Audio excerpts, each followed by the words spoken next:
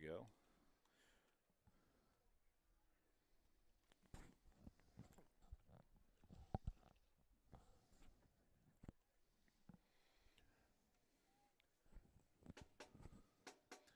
I'm ready to start, Mark, but everybody was really quiet, so I don't know. Hi, welcome to tonight's Warcast. My name is Paul Kissel. I'm joined here with Mark Janicek, calling tonight's District 6 matchup between the Waco Warriors and the Lone Tree Lions. Coming in tonight, Waco is 6-0. The host Lions are 3-2. Mark, what other stats do you have there? You're our guru. Well, for Lone Tree, their all-everything is junior Ethan Bockelman. He plays quarterback. He also runs the ball. He has 1,181 total yards running and passing this year in 5 games. Their other running back is Maddox Jondal, a sophomore. He's got 252 yards on the season, but he averages 8 yards a carry. And then their receivers, their wideouts, they've got a freshman, Emmett Burke. He's got 190 yards on the season. Jader Sanchez, a junior, 8 catches for 123 yards. Both those receivers averaged over 15 yards a catch. And then again for Waco, we know Isaac Oswald, the quarterback. He has 780 yards on the season, completes 63% of his passes. Simeon Reichenbach's got 648 yards, 14 TDs on the season at running back. Mason Miller is got 6 interceptions. He's first in the state, a 3-way tie for most interceptions in the state this year. And Drew Deers, our defensive specialist middle linebacker, is 4th in the state right now with 52 tackles. So that's a rough overview of the highlights of who makes things happen on the offensive and defensive side for both teams. Well, like I said, we're about over halfway through the season now. Looking at last week, Warriors were victorious against a traditional rival, New London Tigers, during our homecoming. This week, in the sporting world, we had the Waco Warriors volleyball team travel up here to Lone Tree and sweep their quad, which included Lone Tree, Cedar Valley Christian, and Keota. Then last night, we had another 3-0 sweep of the Wapello Arrows. Both teams undefeated in the Southeast Iowa Super Conference North. So it was nice to see that victory come away with the Warriors now getting their 20th win on the year. Next week, we're kind of set up for a big matchup with Winfield, who's also undefeated in the North. And so that'll determine at least a share of the conference title. With Wapello with 1 loss, they still have to play Winfield.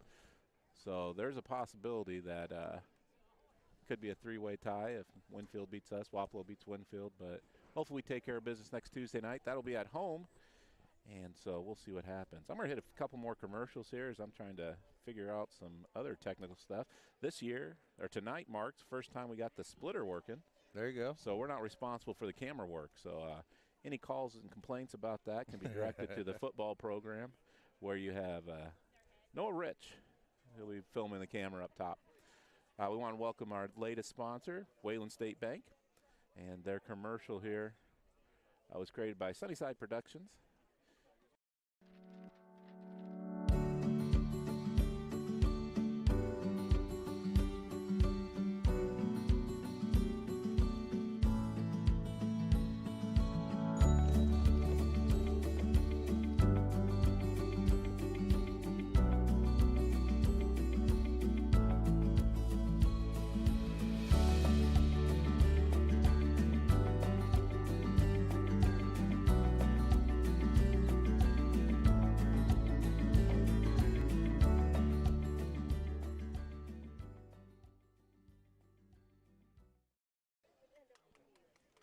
And our second commercial is from EPO Energy. I want to thank Jason Egley and Gail. They provide the monthly monetary donation for our Wi-Fi and our service there with EPO.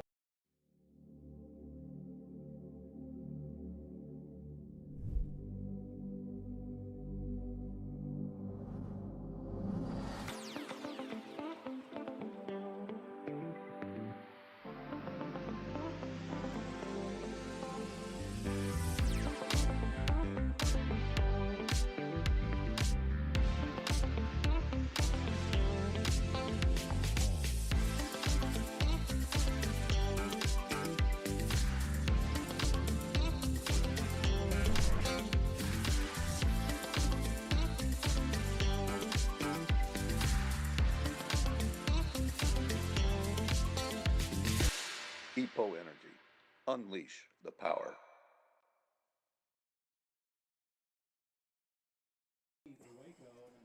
Okay, Mark, we're back on live here. What happened with the toss here? I wasn't paying attention. I believe Lone Tree won the toss, deferred, and Waco doesn't seem right though. Waco kicking off. When they flipped the coin, Waco called it, and he turned to Lone Tree right away. So that's why I assume Lone Tree had won. But Lone Tree will receive the ball. Simeon Reichenbach lines up at his own 30 to kick. Back deep for the Lone Tree Lions is Drew Golly and Caden Smith.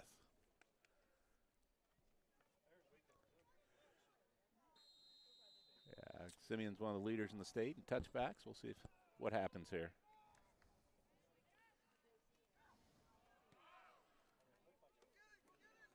Ball goes into the end zone for a touchback. You mentioned touchbacks. Simeon has kicked off 41 times this year, 33 of them for touchbacks. He has kicked for 2,004 yards so far this season in kickoffs. And, of course, we have to mention his 49-yard field goal. Yeah, that's one of the longest in the state this year. Iowa Falls. Yeah.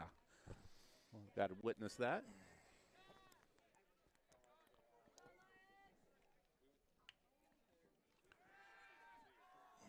There's a quick pass out to the flat. Bockelman, quarterback, sends it out wide. Complete to number 10. Emmett Burke. Yeah, Emmett Burke. He's on the fresh off side.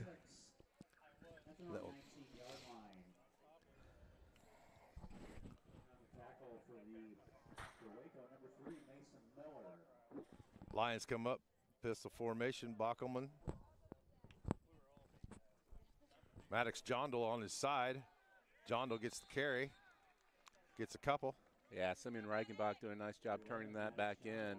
And then Drew Deers, the senior middle backer, leads the team in tackles. Always finding the ball. Does a great job this year for the Warriors. Going to bring up third, and it looks like 6. Ball's on the 19 of Lone Tree. The point's right at the 20, isn't it, Paul? It does look that way. It's about 5 yards. 3rd and 5. Jondal goes out wide left. Bockelman takes a side. He's going to keep it going around right side. He cuts it back in. He's not going to get much. Simeon again. Yeah, again, Simeon doing a nice job in that outside linebacker position, containing Bockelman, turning back in, and then finishing off the play with a nice tackle. Going to bring up 4th down now for Lone Tree. So how long do we have to call Simeon King? Because he did win Homecoming King last week. Do we refer to him as King Reichenbach this week? I don't know. I guess the rest of the week. Just Christian go back to Simeon. Baldassar will kick off for the Lions. Now we have a penalty. Legal procedure against the Lions. I think the center touched the ball and then stood up and looked back. And once you put your hand on the ball, you have to keep it on there. That moves the ball back to Lone Tree's 15, where we will punt again. Again, Christian Baldassar is the punter. Reichenbach deep. Baldassar gets it off. Reichenbach at his own 30, catches it, gets away from a tackler. He's up over the 35. Going to get up to the 39-yard line, still in Waco territory. We'll have it 1st and 10.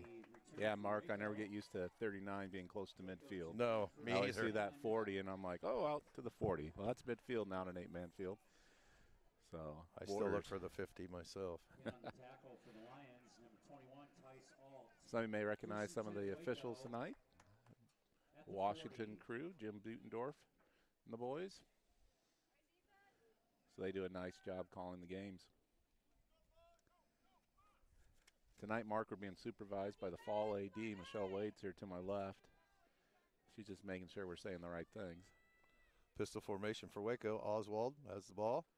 Turns, fires to the right side quick. Complete to Miller. Yeah, that About a 5-yard gain? About a 5-yard gain. That ball had some zip on it. Miller did a nice job pulling it into his body. Into Lone Tree territory now at the 35-yard line, where it'll be 2nd and 5 for the Warriors. Full bleachers over there on the visitor sideline there. It's good to see a lot of Warrior fans making the trip up here to Lone Tree. Pistol again for the Warriors. Oswald has it, gives it to Reichenbach. He's going left, cuts back up to the middle. He's going to get a couple. Tackled by Bockelman. Yeah, that looked like it was going to be a design cutback. The Lone Tree did a nice job turning it back to the strong side. Well, that kind of confused the offensive linemen who were expecting Simeon to break back to the right, and all of a sudden there he is on the left side. Still a little gain there. Makes it a short 3rd and 3 now for the Lions. For the Warriors. For the Warriors. I formation now for the Warriors. Turn, pitch to Simeon around the right side. He's going to have the first down and more. About a 7-yard run. First down, Waco. Going to be marked at the 27-yard line. 1st and 10, Waco.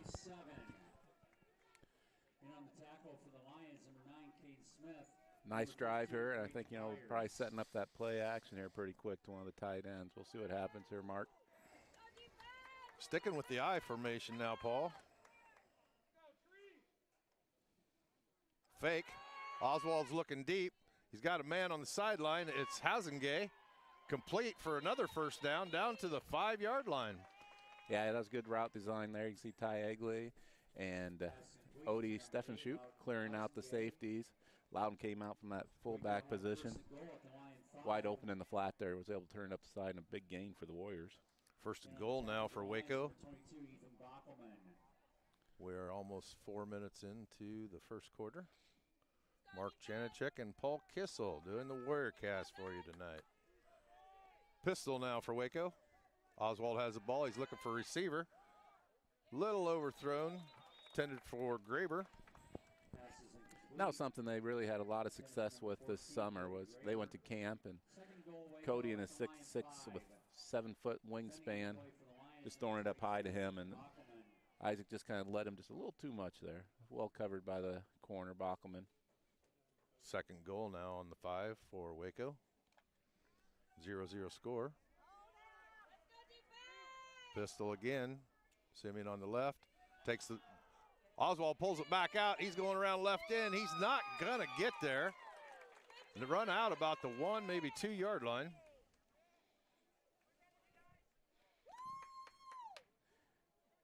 Yeah, you can see that DN collapse in there, so I don't know if that was designed read there for Isaac, and he made a nice call there pulling it.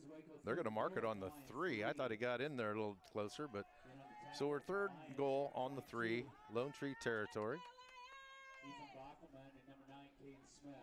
I formation again. Gives to the up back Hazengay, and he's punching legs, and he's going to make a touchdown for the Waco Warriors. Yeah, Loudon scored first last week also on that same play, just a wedge right up the middle, and those big linemen get foot to foot and just bowl ahead. You have Cole Hildebrand at center, Drew Deers and Chase Waterhouse at your guards, Odie Steffenschuk, Ty Egley at your tight end positions. They did a great job just moving those lines forward. With 7:50 left in the first quarter, Simeon Reichenbach lines up for the PAT. It's down. Oswald's got it down. It's up, and it's good. Waco takes a 7-0 lead with 7:50 left in the first quarter. Well, that gives us an opportunity now to talk to our sponsors, or listen to them anyway, as we will play one of their commercials starting with Ashley's Grooming and Boarding.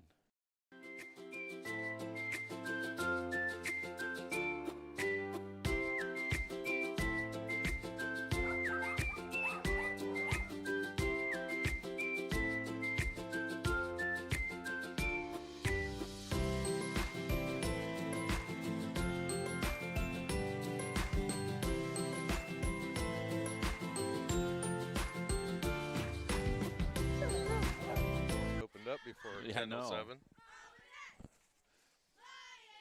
That is.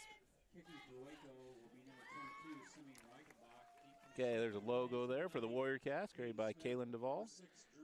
Now we're going to go back to live action here with Simeon Reichenbach getting ready to kick. Yeah, Mark, there's so much more freedom when you can watch the game instead of a little screen. Yeah. Makes a big difference. Drew Gawley and Caden Smith deep to return the kick for the Lone Tree Lions.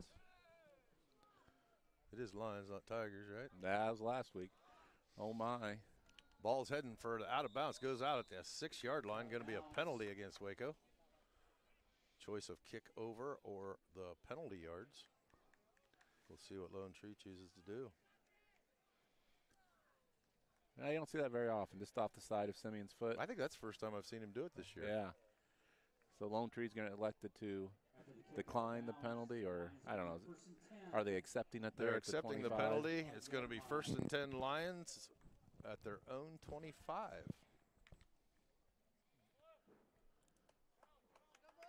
Bachman still the quarterback. Maddox Jondal to his right, pistol formation. Bachman keeps it, goes up the middle, and he's getting nothing. No, bottled up there. Simeon Reichenbach stepping up, filling the hole, and Ty Egley coming down from the weak end position, making the play. They're going to give him about a yard, half yard. It's going to be 2nd and 9 now from their own 26. For Waco, number 22, Simeon Reichenbach, and number 17, Ty Egley. See the Warriors flipping strong side, weak side by what they've scouted this week. Bachman, quarterback, pistol, turns, throws and fires to the sideline, complete to number 6, Drew Golly. Yeah, Mason Miller coming up, make the tackle. That's been their 2 positive plays right now for the Lions, is those quick stop routes on the outside. That's gain of a 5, going to be 3rd and 3. 3rd and long 3 at the 31-yard line of Lone Tree. Big defensive stand here for Waco.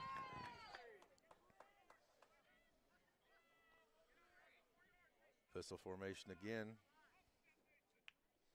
Bachman takes it. He's looking for a receiver again. He throws across the middle.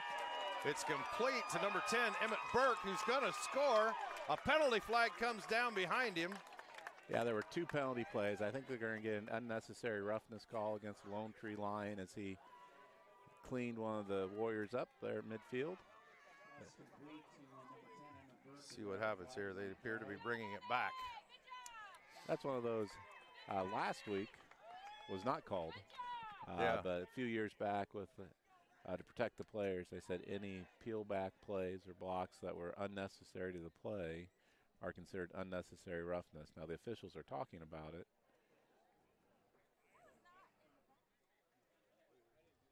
So we'll see which way they go here.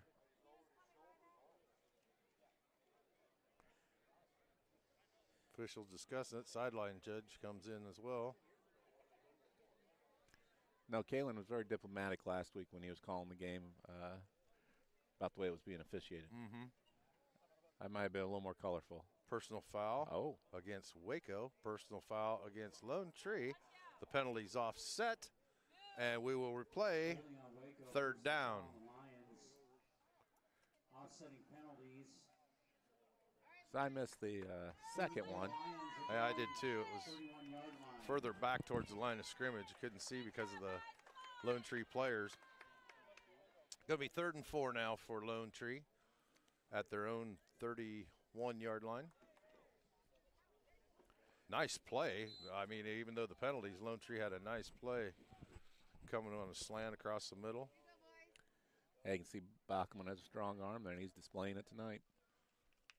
Pistol. Bachman's got it. Again, he's looking to throw. He's looking left. He's looking right. Nothing there. He chooses to scramble. He drops the ball, and it appears that Waco might have fell on it. There's a battle for it there. We'll see who comes out on it. Yep, Waco got it. Looked like a fan favorite, Colton Lichty, 23, Lichty making the play. Like I said, he has a nose for the ball. It always seems to roll to him. I don't know why. There's another flag on the play.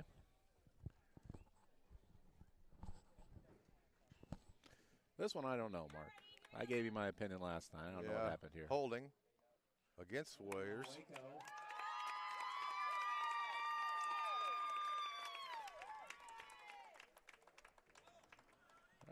So this will give Lone Tree a 1st down, or we turn over the ball. Doesn't that negate the fumble? Yep. So they called it. Lone Tree has it 1st and 10 in Waco territory at the 39. See if the Warriors can recover their composure here. Bachman in a shotgun. He runs it left. He's trying to get around in, and he's no doing. He's going to lose 3 yards. Yeah, Simeon Reichenbach coming off that edge there on the strong side. You can see him flipping. Him and I think it's Odie Steffenshoot or Loudon Housengay at that outside linebacker. He lost 4 yards. We're going to bring up 2nd and 14. Lone Tree is at their own 37. You see substitutions here. Jonathan Heather comes in at nose for Cole Hildebrand. Give him a little break.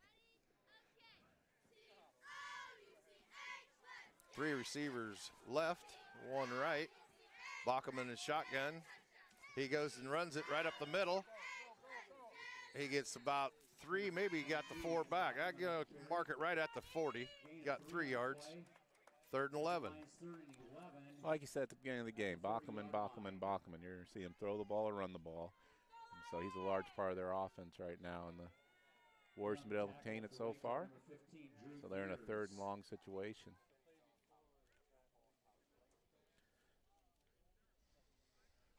Lone Tree huddling up. Breaks the huddle. 5:04 left in the first quarter. Waco leads 7-0. Pistol formation. John Dole, the running back. Bachman looking to throw. He's looking deep. He's got a receiver intended for number 10, Emmett Burke, but it falls incomplete. Yeah, Mason Miller in coverage there, right on his hip. Kind of brought his hand up. Going to bring up 4th and 11 now, Mr. Kissel, for Lone Tree. Looks like they're going to get in punting formation.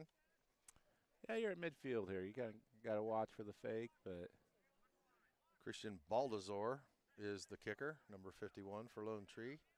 Simeon Reichenbach deep. Just gets it off. Simeon calls for a fair catch, and he's going to take it about the 8-yard line where Waco have it 1st and 10, their own territory. So pretty successful right now. We held them on the first drive to 3 and out. And then on the second drive, we scored our own from about midfield. Had a nice pass play in there that allowed Housengay, who then capped it off with a score. And now we held the Lions on their second drive. So we'll see how the Warriors can with 4-4-4 in the first quarter start this drive. Waco breaks the huddle. They're going back to the pistol. 2 receivers left, 1 right. Oswald throws quick to the left side. Simeon, he's got it around end. He's got some territory. He's over the 20 to 25. Lone Tree catches up to him about the 33-yard line. Be a 1st down, Waco. Yeah, a little swing pass there, getting your athlete in space. Tim Bartels is listening. That's something the Bears always try to do, but they just don't have that athlete in space. Sorry, Mark, that's a little close to home, wasn't it? Yeah, Montgomery's hurt. Boy, he's having a heck of a season. I heard to see him get hurt Sunday. Waco back up. Oswald's got it. He gives it to Housengay. Housengay goes to the middle. He pops out left. There's a flag down, 2 flags down. Housengay gets a potential 1st down at across midfield to the Lone Tree 37-yard line. Yeah, I'm going to say that's a holding call. I didn't see it, but that was thrown in that. Right at the line, wasn't it? Yeah, and there was 2 flags. It was pretty, must have been pretty obvious there. Yeah, Waco's already backing up, holding against Waco. With that now, it'll be 1st and 20 for Waco on their own 22-yard line. At their own 22-yard line.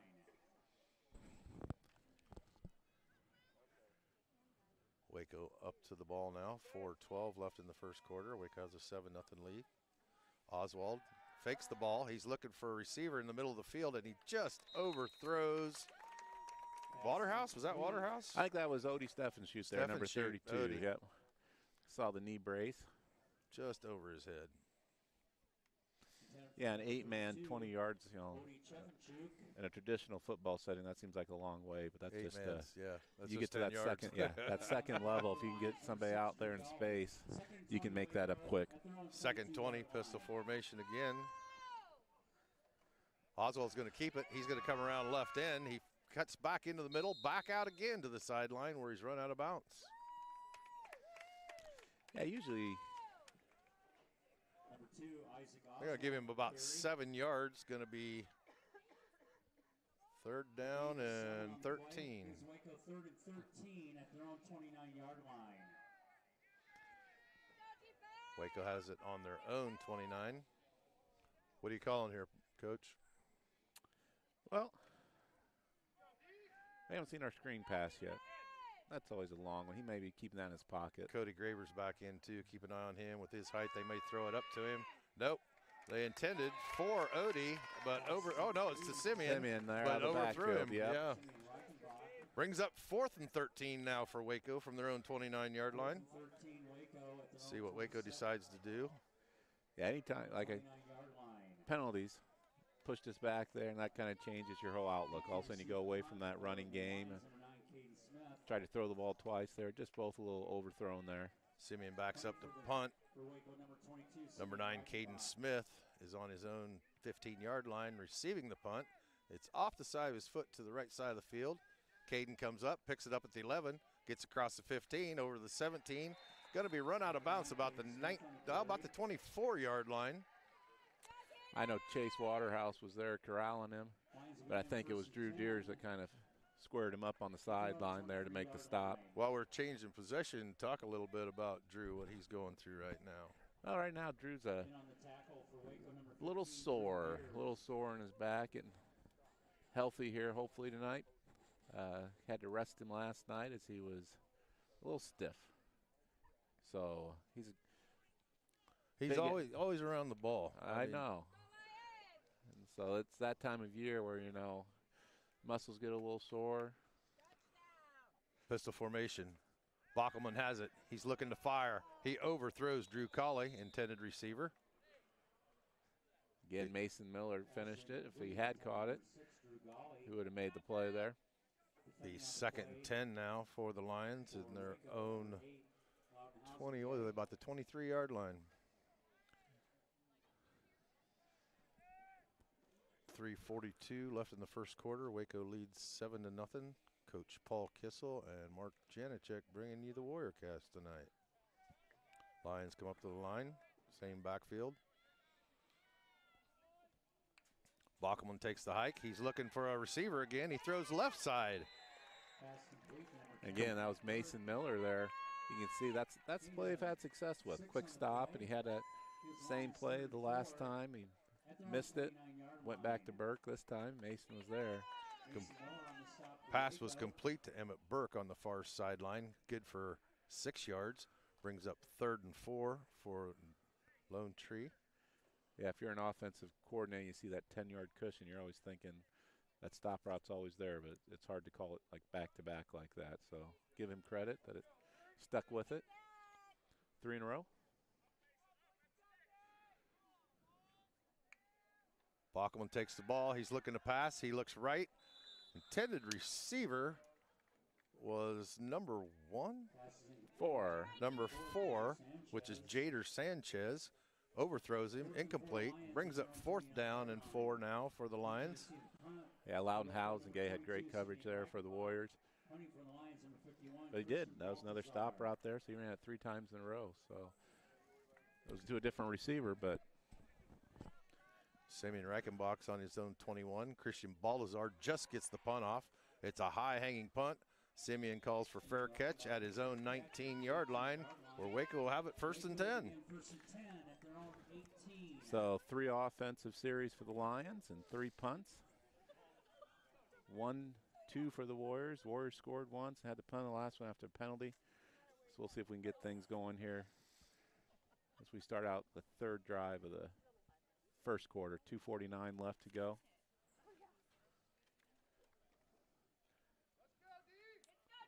Oswald, pistol, gives it to Reichenbach. He's going around right in, cuts back in the middle, and he gets little or no gain, maybe a yard. Yeah, Lone Tree's really stacking to that side opposite our running back right now. He was tackled by Caden Smith of Lone Tree. They're calling it 2nd 8 on the scoreboard, but it's 2nd and almost 9. It's a long 8. Waco comes up the ball in I formation. Ball goes to Housengay up the middle, and he's got no room. He has run out of bounds on the right side. Yeah, Loudon was tough load to go down there. They'd carry him out to the sideline, but only for a short gain of 2 yards there. That's if Loudon just falls down, he's going to get 2 yards there. He's going to go out of the game now. Mason Miller's coming back in, so look for more spread formation. 3rd and 7 now for the Warriors on their own 22. They break huddle. I could still see some kind of rollout here, some action to let Isaac run or pass here. Isaac's got the ball. He's looking to throw. He has a receiver on the far side. That's Odie. Odie Odie Steffen shoot. First down, Waco. Still in their own territory at the 38-yard line. Yeah, Mason Miller sold the deep route there, and Odie just ran an out underneath. That's a nice little levels route there. Jondal for the Lions ran him out of bounds. 1st and 10 Waco. Minute 43 left in the first quarter. Clock is running. Oswald takes the ball, looking to pass again. He throws the near side to Cody Graber. It's complete, just short of the first down. Going to be about a 7-yard gain. Yes, that's the same pass concept there. The only difference was Odie Steffen shoot the tight end, went deep, taking the safety out, and then Cody Graber ran just a little square in there. It's the same concept, clearing out the deep guy, getting behind the linebacker. So you only got 8 guys. There's only so many things you can do. But those are 2 nice concepts there, back to back by the Warriors. 2nd and 3 now for the Warriors. They're in Lion territory. Oswald's got it. He's looking to throw it up, and you're looking for pay dirt. He's got a receiver on the sideline. It is dropped. Yeah, that would have been a tough catch by Mason Miller there. He had a step on him, but it's not a bad place to miss. And Bockelman had tremendous coverage along that sideline. He'd had just a perfect pass to get it in there. Brings up 3rd and 3 now. 57 seconds left in the first quarter. Waco with a 7-0 lead over the Lone Tree Lions. I formation for Waco. Ball goes to Housengay. He's only going to get about a yard. That's interesting. This is where, we saw him kick the field goal last week, but I think Coach Edeker will go for it here. I think so too. Yard to go. 4th and 2 now.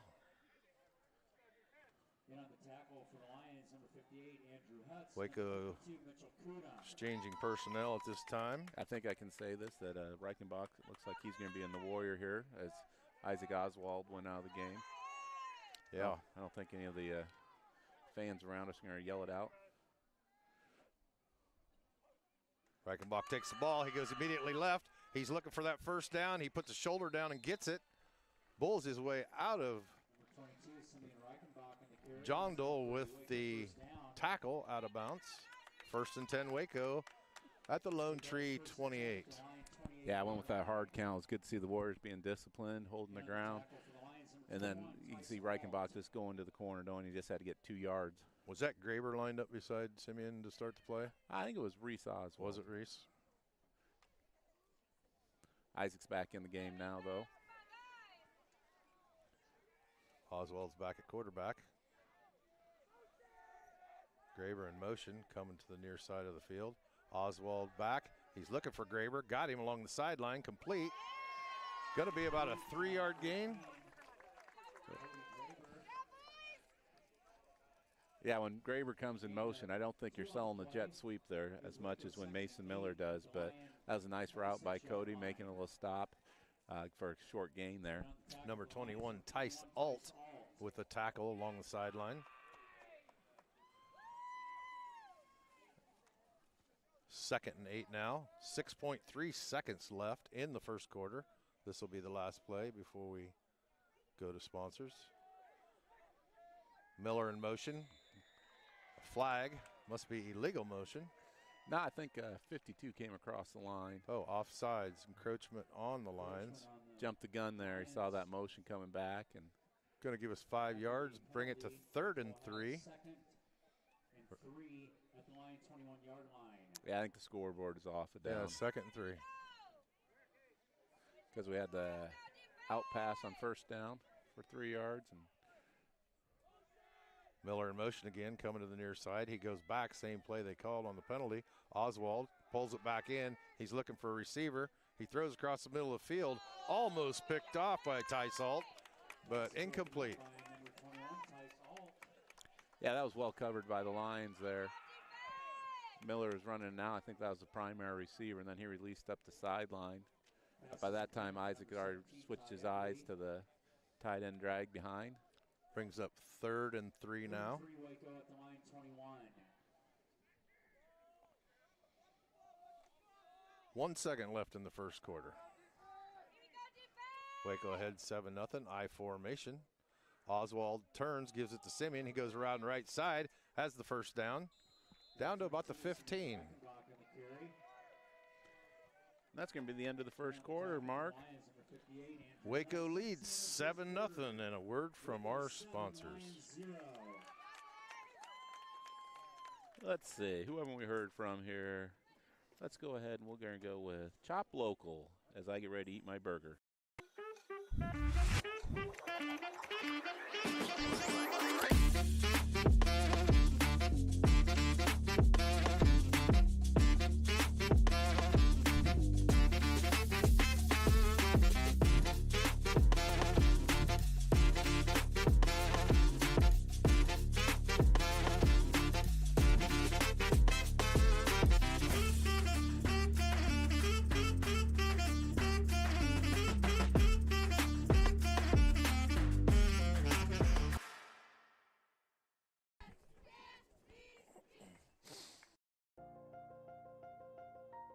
Anyone serious about lawn care knows it starts with 2 things: the expertise and the equipment to do the job right. Egley Landscapes is the only local company that provides expert lawn care and landscaping. Let the experts with the equipment from Egley's pay a visit to your lawn. Our horticulturists have the knowledge to guide you through a lawn care plan, and they won't sell you services you don't need. Egley Landscapes has the knowledge and expertise you can trust to revitalize the landscape of your home or commercial property. Cut back to the action. Back to live action, ready to start the second quarter. Waco in the I formation. Fake to Hosengay. Pass over the middle goes to, is that Miller? Loudon. No, that is Hosengay. That's out of the backfield again. Is a touchdown. So 7 seconds into the second quarter, Waco in for pay dirt. Brings the score 13-0. PAT upcoming. I'll talk so you can swallow. Right.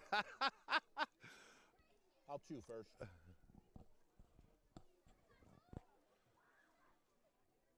Oswald will be the holder. Reichenbach the kicker.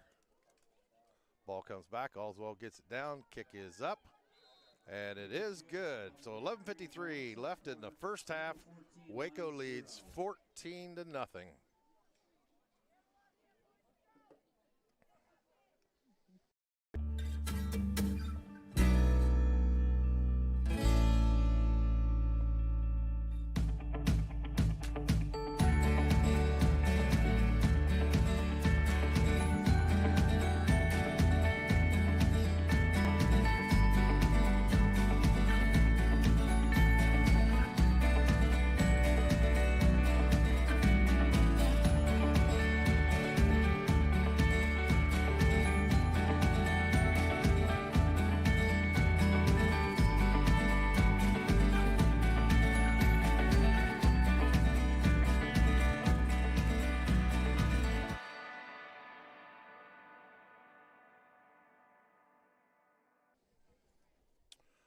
Well, back to action. 11:53 left in the first half. Waco 14, Lions nothing. Paul Kissel, Mark Janicek bringing you the Warrior Cast tonight. Simeon Reichenbach tees up the ball to kick it off. Deep for the Lions is Drew Golly, number 6, and number 9, Caden Smith. Simeon takes the steps, kick is up, and that's going out of the end zone. That's a touchback. So with that, Lone Tree starts out in their own territory, 1st and 10 at their own 15. Yeah, that's so the first recap the first quarter there. Held them 3 and out, got the ball, marched down, nice pass to Loudon, Hosengay. Then a run by Isaac, set up a 3-yard plunge by Loudon. Both teams stalled on their second drives, and the Warriors capitalized on the third, starting the second quarter. The nice pass to Loudon out in the flat. and he found pay dirt as he was able to finish that play action. Lions stay in the pistol formation. Bockelman, the quarterback, gives to Jondal. He gets ready to run, and he goes nowhere. Is that Deers? That is Mr. Deers. That was Drew Deers knifing in there. About a 5-yard loss, we'll call it. 2nd and 15 now. A sack by Deers. Adds to his total. He's 4th in the state and 8th player in most tackles. Yeah, and Colton Lichty's right up there. It's tackles for losses from his end position. He does a nice job, like I said, just containing. But Drew, senior, does a great job following that ball and making the play. Same formation for the Lions. Bockelman has it. He's looking for a receiver. He's looking right. He's looking long. He's got a man. Intended for number 10, Emmett Burke. Incomplete. Yep, that was Mason Miller again in coverage. I'm sorry, I said Emmett Burke. That's number 6, Drew Golly, was the intended receiver. Play for Waco, number 3, Mason Miller. Yeah, a little known fact, there is no face guarding in high school football. Never knew that. I always yelled for it, and I think it was this man over there, Aaron Six, once explained there's no face guarding. I did not know that. As long as you do not make contact. Straight up. And you're straight up, you're good. 11:07 left in the second quarter. 3rd and 15, that's a long ways. Bockelman spent a lot of time in the huddle whispering to Jondal. Jondal lines up right beside him, pistol. Bockelman takes the ball. He's looking left to pass. He's looking deep. This one's intended for Burke, and it comes off his fingertips. Coverage by Mason and Ole. Yeah, Odie, he came back there and kind of got his feet tangled up there. Ended up falling down. But Mason Miller was coming over the top, providing that free safety help. Boy, Burke, all he had to do was catch it. That's a 25-yard game. Brings up 4th and 15 now for Lone Tree. Baldazar back to punt. Simeon waiting on it. It's a short punt, like a line drive, hits the midfield. He's going to let it roll out. It is down by number 21, Tice Alt, at the 34-yard line of the Warriors, where they'll have it 1st and 10. I'll give the Lions credit. You haven't seen any big plays yet, really, for the Warriors. No. You know, we've had some chunk plays. We've had a couple of nice passes for 20 yards, but we haven't had that breakaway yet. So let's see if something changes here. As you know, Other than those 2 passes, I really think the play calling's been somewhat conservative for Waco. And it hasn't really been that aggressive for Lone Tree other than about 3 passes to the outside. Simeon Reichenbach has it, goes around left end. He's got 4, 5, pushing for 10, and I think he's going to get the first down. yeah, nice spin there as he kind of shed a tackler, and then he was able to fall forward and get that first down for the Warriors. Great effort by the senior. Gets it into Lion territory to the 36, where it will be 1st and 10 Waco. Not a nice first time being able to patch into the varsity feed, allowing me to watch the game instead of the camera. Ball goes to Oswald. He gives it to Simeon. He runs right up through the middle. He's got a big hole, and he's going to score, folks. Yeah, there's the play we were looking for, Mark, that up the middle. Counter. Reichenbach just breaks it free. And so that was behind the line of Cole Hildebrand, Ty Egley, Chase Waterhouse, Drew Deers, and Odie Steffenshoe. So it was a great job of those young men just opening a hole that Simeon could just fly through. I don't know if he was even touched as he came through the line. We talk about the beginning of each broadcast or Warrior cast about stats and who's got what, who does what, but those 4 or 5 linemen are the key to Waco's success this year. Kick is up. It is good. Waco takes a 21-0 lead now with 10:22 left in the first half. That gives us another opportunity to thank our sponsors. For without them, we wouldn't be able to have this broadcast. So we're going to look at EPO. What if the answer to powering a purer world, our world, was shining down on us this whole time? All we have to do is unleash its infinite power. Our goal here at EPO Energy is to unleash the infinite power of the sun.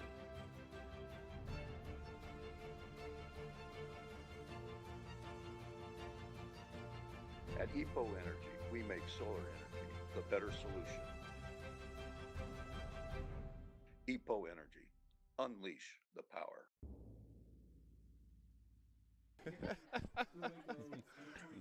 Back to Lone Tree, Iowa, where Waco has taken a 21-0 lead over the Lone Tree Lions. Simeon Reichenbach lines up the kick.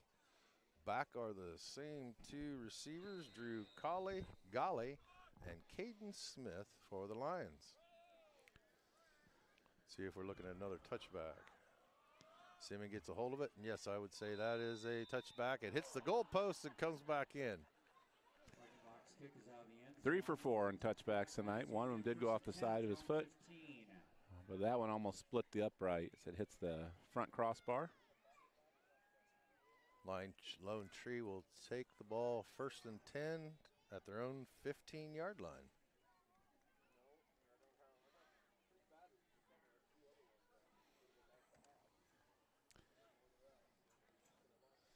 Bachman again at quarterback. Maddox Jondal is the running back.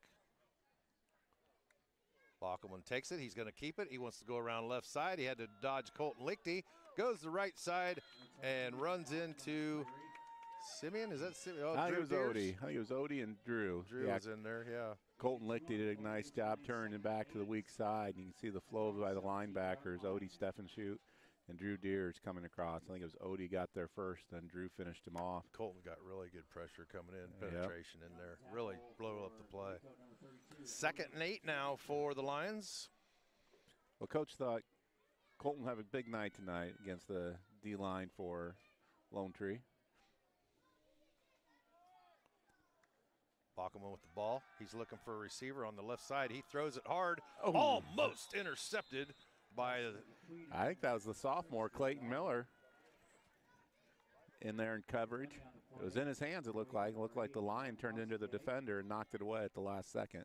Ball was intended for Golly. 38 Lions at their own 17. Right away, I thought Mason Miller got 7. He leads the state now, you know. What did he tie last year? I think he tied last year. I know he had 2 that last game to tie it up. But like to see him in his senior year finish that goal off that he has to lead the state in interceptions. Lions now 3rd and 8, come up to the line, pistol formation again.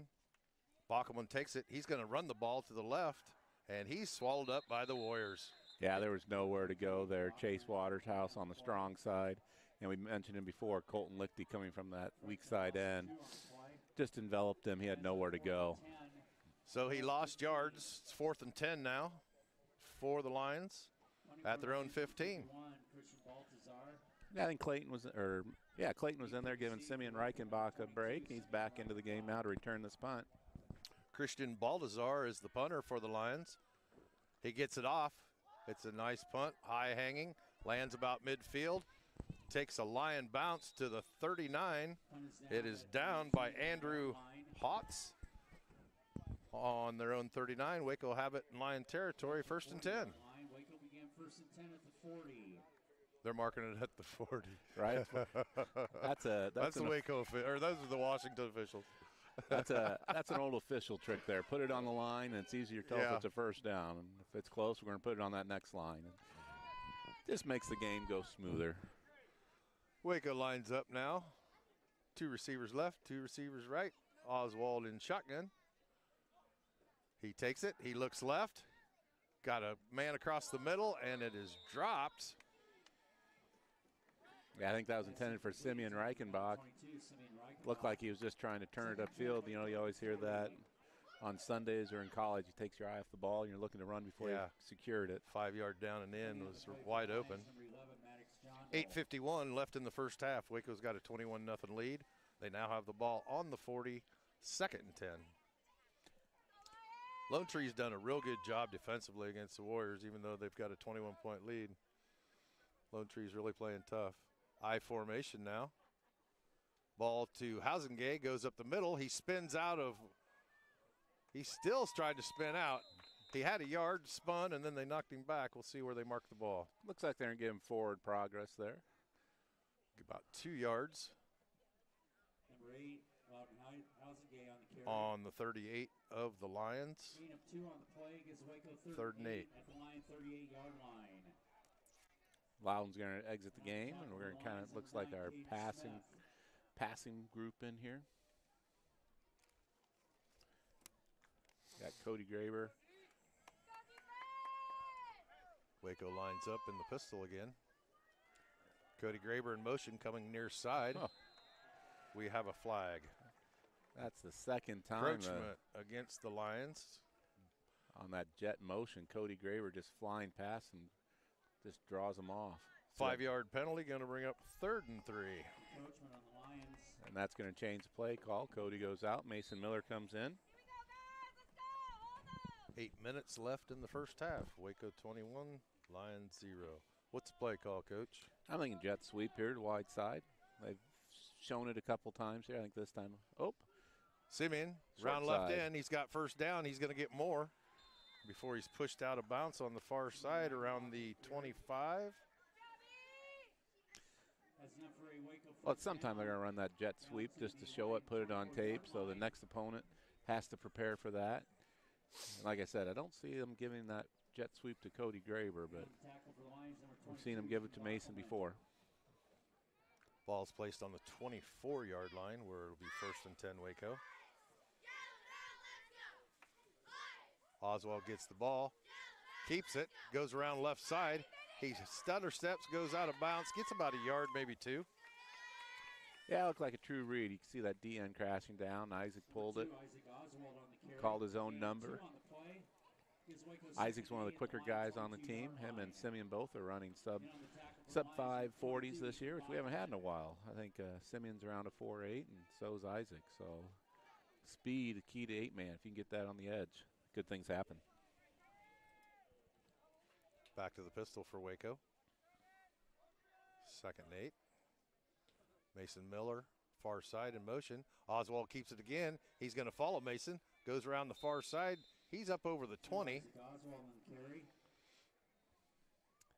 Now that one I'm going to call a quarterback keep there. I don't think there was a read Yeah, there I at don't all. think You so saw either. Odie turning him out so he could cut up underneath 3rd there. for Waco at the Lion, You got 18 Mason yard going line. wide, pulling out a defender. In on the tackle for the Lions, number And then 11, his Maddox team's John. key on Reichenbach. Like I said, Coach Idker does a nice job with a lot of counters off his set plays, and so he's a tough person to prepare for. I formation now. 3rd and 4 for Waco on their own 18. Ball's given to Simeon. He's going to go off right tackle. He's pushing the pile. Number 22, Simeon Going to get the Reichenbach first on the carry. down. Has enough for a Waco first down. Ball's, Like we- go ahead. We said earlier, Lone Trees, First and 10 Waco giving at up the a Lion, play here, 12. play there, but only In on the one big tackle for the play so Lions, far number for the 15, Warriors, and 52 yard so line. they're doing a nice job. Probably one of the better They are. jobs we've seen this year. Yeah, I agree. Waco has the ball approximately 11-yard line, 1st and 10. Looks about the 12-yard line based on the markers across the field. Looks like 2 yards to the goal line. Got that double twins formation here stacked. Oswald takes the ball. He's looking right. He's going to bring it down. He saw a line of people in his face and just tried to run and going to lose about 3, maybe 4 yards on that play. Yeah, I think Lone Tree just had the dialed up the right stunt there, because I think that was a quarterback draw, and that linebacker filled the hole right away, so he had nowhere to go. Looked like the receivers were blocking downfield. Loss of 6 on the play. Loss of 6, going to bring up 2nd and 16. Lone Tree doing a real good job defensively in their own territory, giving the Warriors little fits. I formation for Waco. Turn, fake. Oswald looks to throw. He's got a man in the middle. Oh, he just overthrew him. As Ty Egley, that was an intended receiver there. Tight end coming off that play action, dragging across. Isaac just threw it a little bit behind him where Ty had to turn his shoulders. That would have been a tough catch if he would have made Yeah, it. would have. But what do they say? If you get your hands on the ball, You should catch you it. should catch it. Yep. That's easier said than done sometimes. Well, but- he was off the ground about 2 foot trying to turn in midair. I know. Would have been a spectacular catch. It would have been. Well, that line defense is tightened up with 5:55 left in this first half. Back to the pistol. Oswald has it. He's looking to throw left. He looks back right. He has a potential receiver, and he overthrows it in the back of the end zone. Intended for Odie. Odie again. Odie Steffenshoot was backpedaling there. great protection for Isaac on that one. Simeon stepped up, picked up the end. You saw Cole and Chase and Drew doing a nice job. So they had a nice pocket there. Just a little strong. 4th and 16. We are going to try a field goal. Simeon Reichenbach is. Oswald's going to hold it. I'll let you do the math. It's my time off for 35 yards. It's a 35-yard attempt. It's a fake, but it's a bad hike, really. Oswald picks it up, gets it to Simeon. He goes up the right side. He comes off a block. He's down to the 10. He's not going to make a first down, but a bad hike by the center. Oswald couldn't pick it up and get it down. Busted play. Busted play, made the most of it. You get the old fire call there as the ball skipped up. Isaac popped up. I didn't see who Simeon hit on that first hit, but I didn't either. He But went he came backwards. off it. He came off Simeon it. kept going. He did. So Lone Tree with 5:38 left in the first half takes over on downs. They're at their own 10-yard line, 1st and 10. Yes, they got a little momentum here. Let's see if they run something special here.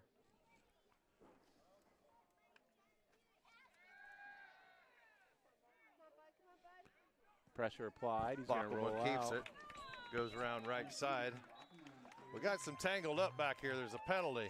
Yeah, Mason Miller and looks to be Golly. number 4, Jaden Sanchez. Jaden Sanchez. They were wrestling at the 35-yard line. So we'll see who gets the benefit of the call here. I was watching the runner, didn't see what happened, but I saw him tussling at the end of the play. He had him tied up, and it looked like Clayton was trying to, or Mason was trying to pull away from him. He didn't want to let him go. Waiting for the official's decision. Here he is. We have a hold against the Lions. That's going to push them back 5 yards and make it 2nd and 15. And that was a spot foul, So the official that threw the flag in the or not a spot foul. must have picked it up. Let it go. No, I think they called. That was the call, but it goes Oh. from where the play ended there. So it's actually 1st down and about 13. I don't know if there's a clarification here. Ball is spotted on the 6. 1st and 14, they're going to call it. Ball is on the 6. Lone Tree's ball. 3 receivers left. Brockman keeps it, and he's not going anywhere. He is sacked in the backfield by Deers. You could hear Coach Edeker calling counter, counter, counter. So that was a play that they had scouted out, and Drew Deers just shot through there and made the play. So, again, that's that preparation work that the coaches put in Sunday night. Anymore, teams all upload a film each week, and so they have I don't know what you want to call it, a library. Is everybody still using Huddle? So everybody's using Huddle, everybody uploads it, Oh. and so they all have chances to get any game they want then if they share also, which the districts usually agree upon. 2nd and 16 for Lone Tree. Brockman takes it. He throws to the near side, complete to Burke. Yeah, and that was Odie Steffenshoot coming up and making the play, twisting him back. That's that quick out there. They've been able to get all night. They get to about the 11-yard line, just over the 10. Going to be 3rd and 9. So anyway, that's kind of nice that the football players get to do that, and then the coaches, like I said, they get 3 or 4 film tapes that they can watch of their opponent. You know, you're giving up yours, but Yeah. it saves you that wear and travel. Remember when we used to mail film back and forth? When it was really film and not Yeah, just a video. exactly. Brockman back in the pistol. He turns, throws to the near side. He's got a receiver. It's complete. Again, it goes to Burke. Going to be real close to a first down. It is a first down. Lone Tree's first down in quite some quite time. a bit. Go ahead. That's what, like I said, you can see the Warriors are giving about a 10-yard cushion there, and they're going to give that to them all night because very few teams will just keep throwing that pass. 3:49 left in the first half. Waco 21, Lone Tree 0. Head basketball coach Paul Kissel and Mark Janchik bringing you the Warrior Cast tonight. Lone Tree 1st and 10.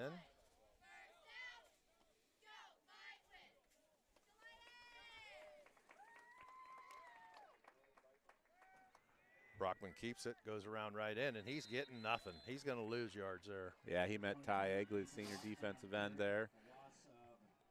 Wrapped him up, and Colton Lichty from his weak side just pursued down the line, was able to make that play, and that's going to be another loss for the Lions.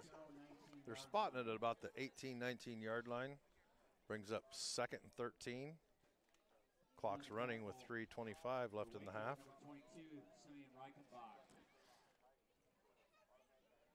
Let's see if they go back to that little out pass, that little stopper out. It seems to be working for him, the short It pass is. against the sideline.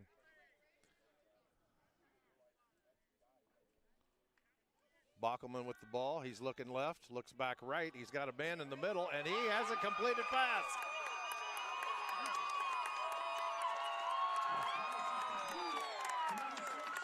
That's a touchdown for the Lions. That is a 63-yard pass play for the Lions.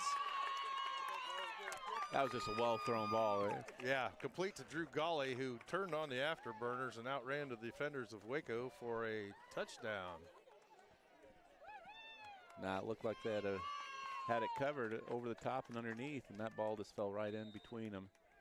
And then Golly did the rest, outrunning the Warriors. Jader Sanchez to attempt the PAT. Ball's down, it's up, and it looks to be good.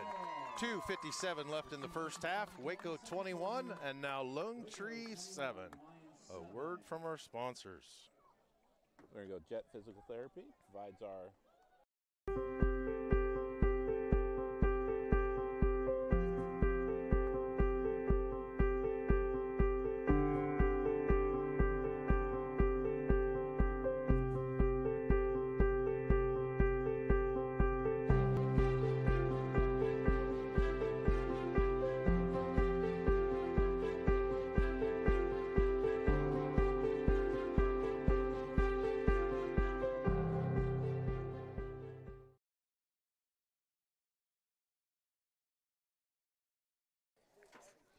Well, Coach, we're back. Waco we all know about 2-minute offense. Does Waco have a 2-minute 57-second offense? Well, right now they've had some open receivers. We just overthrew them a little bit. Doing our I'm not going to make fun of the Iowa Hawkeyes. I'm going to be cheering for them tomorrow, so I'm not going to say anything about their quarterback. I'm going to try to be a bigger person, Mark. But I think we the just internet missed the is target. taking care of that for you. I know. I'm trying to be the bigger person here tonight. But we've had some open receivers. Isaac's pass has just been a little high. Jader Sanchez with a booming kick. Going to land just into the end zone for a touchback. Waco will have it 1st and 10 in their own territory at the 15-yard line. 2:57 left in the first half. Yeah, we'll see what happens here. I'm going to look for Coach Edeker to be aggressive. I bet he'll try to establish the run here early on. And then That's what I was thinking, establish the run and pass out of it. We haven't seen the jet sweep yet, which we tend to get yards on. you got Mason Miller in there, split position. Pistol again, gives to Simeon. He's going around the left end. He's got heat on him. Number 58, Andrew Hotz with the tackle from behind. I think Hotz is a 3-year starter for the Lions. He's definitely a good defensive lineman. He's been in around the ball most of the night. I know we've called his name a couple times. So there you see again, Coach trying to establish that run game here, short gain. The clock's running here. But I don't think he's really trying to run the clock here. Just to leave just enough time. And the other thing is we have a field goal kicker. So a lot of room before we get there. Mason Miller on a pitch. He's got nowhere to go. Yeah, that happened last week. It's actually, I'm pretty sure that's a forward pass there, shovel pass that he pitches forward there. Last week we fumbled that exact play. Hotz on the tackle again, pushes him back to the 12-yard line where it's going to be 3rd and 13 for Waco. But back to what I was saying last week, when we fumbled it, since it was a forward pass, it was an incompletion. So it's kind of a safe play there. Unfortunately, we were unable to get that D-line blocked. 2 receivers left, 1 right. We turn. Wide receiver screen to Simeon, and he's going to get a couple before he's tackled. That's going to get Lone Tree call a timeout here with 1:28 to go. Maddox John Doe on the tackle for the Lions. Timeout. Let's thank our sponsors at Napa Auto Parts and Hardware Store here in Wayland.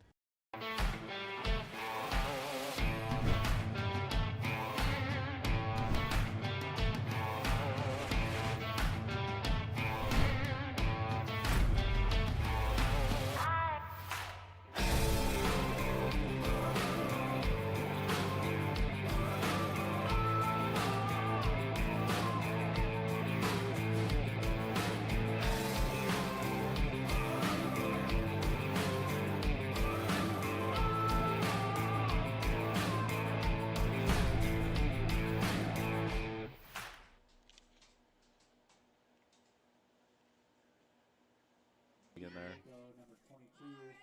We're back to the game. Lions get a big third down stand. It's 4th and 10 for the Warriors.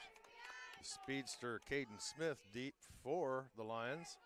Reichenbach gets off a booming punt, goes over Smith's head, gets a Warrior bounce, going down over the 15, crowding the 10, going to be down to about the 12-yard line. Yeah, it was Clayton Miller, the sophomore, along with Colton Lichty speeding down there. 1 minute, 18 seconds left for the Lions to try and go 67 yards. Well, you can see they got that big play, 8-man, you get your speedster out in space. And so I think they'll be aggressive here. I don't think they're worried about the time right now, but they did receive the kick, so the Warriors will get it after the half. So Warriors still have three timeouts, Lone Tree 2. Yep, so they kind of need this possession here. John Dole's a running back. Bockelman, the quarterback. Bockelman gets it, looks left, he looks to run, he comes around the left end, he's got some room, runs up along the sideline. Yeah, I think that was Mason Miller peeling, no, Loudenhausen peeling off his. Tackled at the 22-yard line. Going to bring up 2nd and 1 now for the Lions. So he did not get out of bounds. No. Oh, now they are whistling that. I thought he was tackled inside.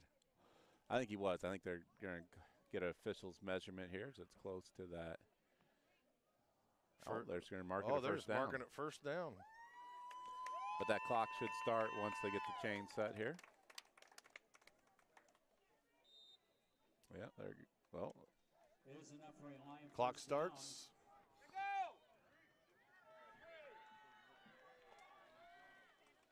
Bockelman wanting the ball. Turns, looks left.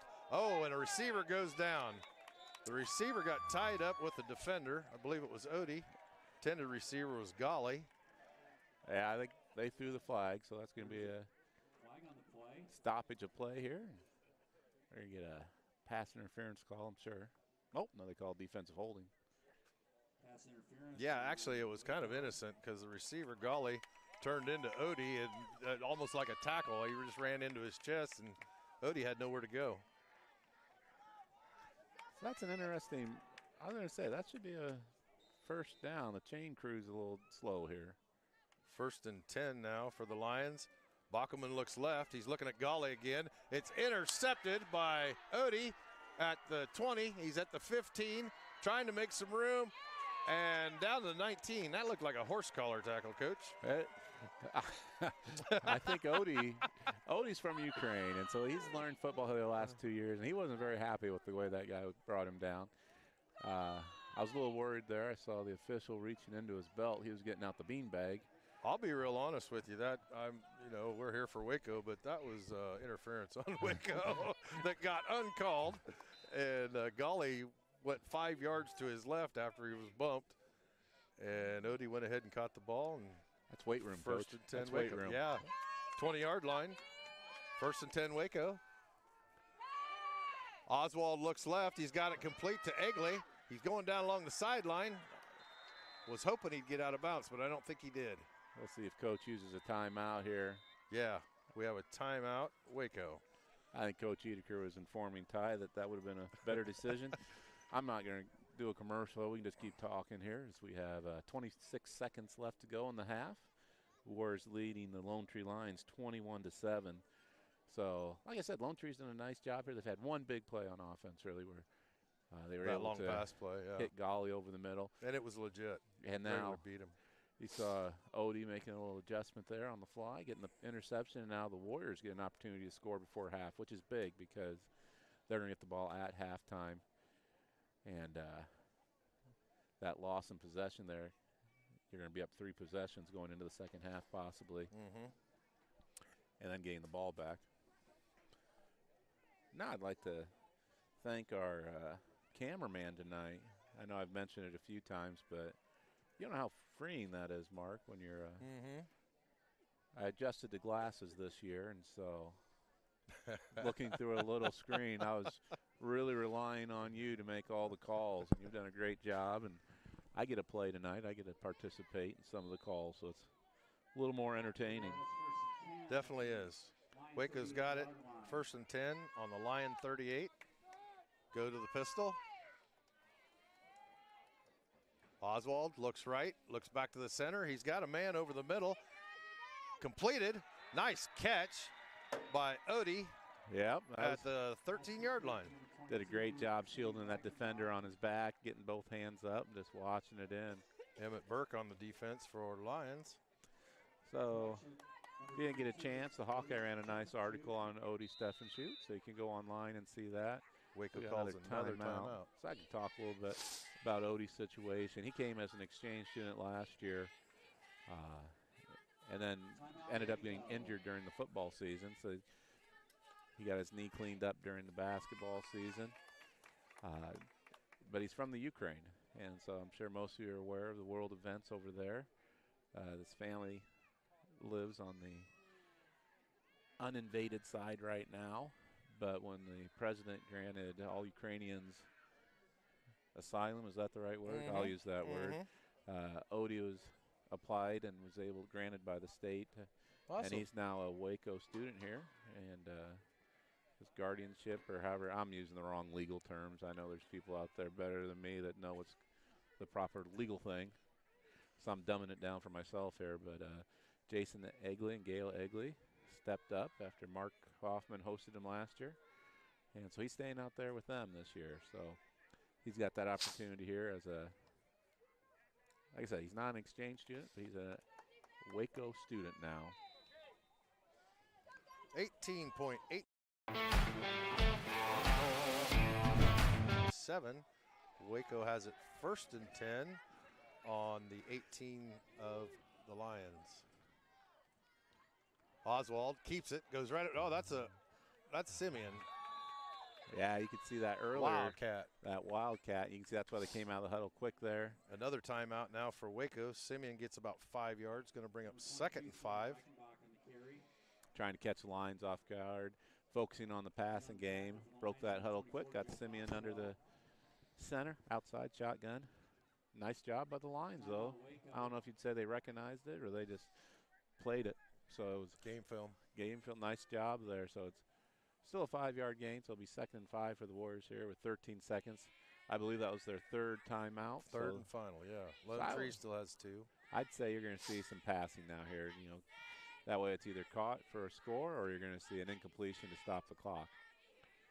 13.1 seconds left in the half. Waco comes back on the field. Lone Tree breaks the defensive huddle.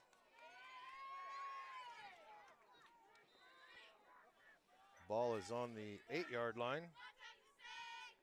2nd and 5 yet.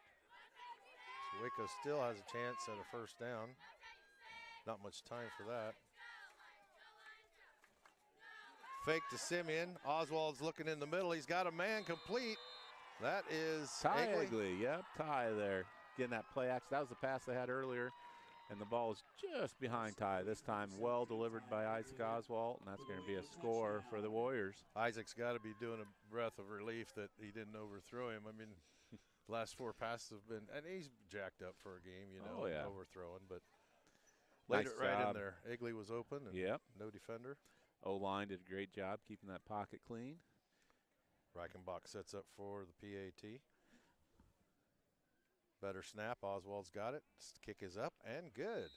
So with 8 seconds left in the half, Waco takes a 28-7 lead. Yeah, that was big. Like I said, now you're going to the half, up 3 scores. You're going to get the ball back after halftime. And all that momentum that Lone Tree had after getting that stop. Odie Steffenschut took it away with an interception and then a big pass play. And then Ty Egley capped it off. So Isaac had a nice little drive there, throwing the ball. Warriors did a nice job capitalizing on that Lone Tree line turnover. Lone Trees did a really good job defensively tonight. I'm really impressed with how they've come out and taken it to Waco. The last couple of weeks, Iowa Valley included, you know, they came out, but we were still able to move the ball. Lone Tree has really caused us some havoc on the defensive side. Well, we have that one big play, I call it a big play, where Simeon went untouched for about 60 yards there up the middle. Otherwise, they've really done a nice job containing him. We've had some chunk plays in our passing game there. And that last drive was a great example of that. Completed it to Odie Steffenschut, and then a similar play, open Ty Egley, and we get the score. Now you might get it this time. Oh. Another touchback for Reichenbach. Lions will be 1st and 10 at their own 15 with 8.2 seconds left in the half. Waco up 28-7. Head basketball coach Paul Kissel and Mark Janicek bringing you the Warrior Cast. Yeah, this is Lone Tree came in with a 3-2 record. Been very competitive all year. The Lions are doing a nice job, like you said, defensively and passing the ball. Those short outs, and they had the one big play over the top. We'll see if the Warriors make some adjustments here. Pistol. Bockelman's got it. He throws to the near side. Complete to number 10, and the Burke. Complete to Burke. Goes out, gain of 8. 2nd and 2. 2nd and 2 from the 24-yard line? 23-yard line. So that's going to stop the clock, but now with only 4 seconds, don't really have time to do that again, so you're going to have to throw something deep. Yeah. I would expect the Warriors would fall into some kind of prevent defense here. See both Millers and Odie in the game. But you got to be careful. If Barthman gets loose here. Or Bockelman, sorry. And Golly's got speed. Boy, he's fast. Bockelman's got the ball. He's looking along the sideline to Burke. Burke reaches out and just behind him, out of bounds. And that will end the first half where Waco takes the lead into halftime, 28-7. Yeah, great first half here for the Warriors. We had a couple stalls there and a missed field goal, but otherwise, offense is looking sharp.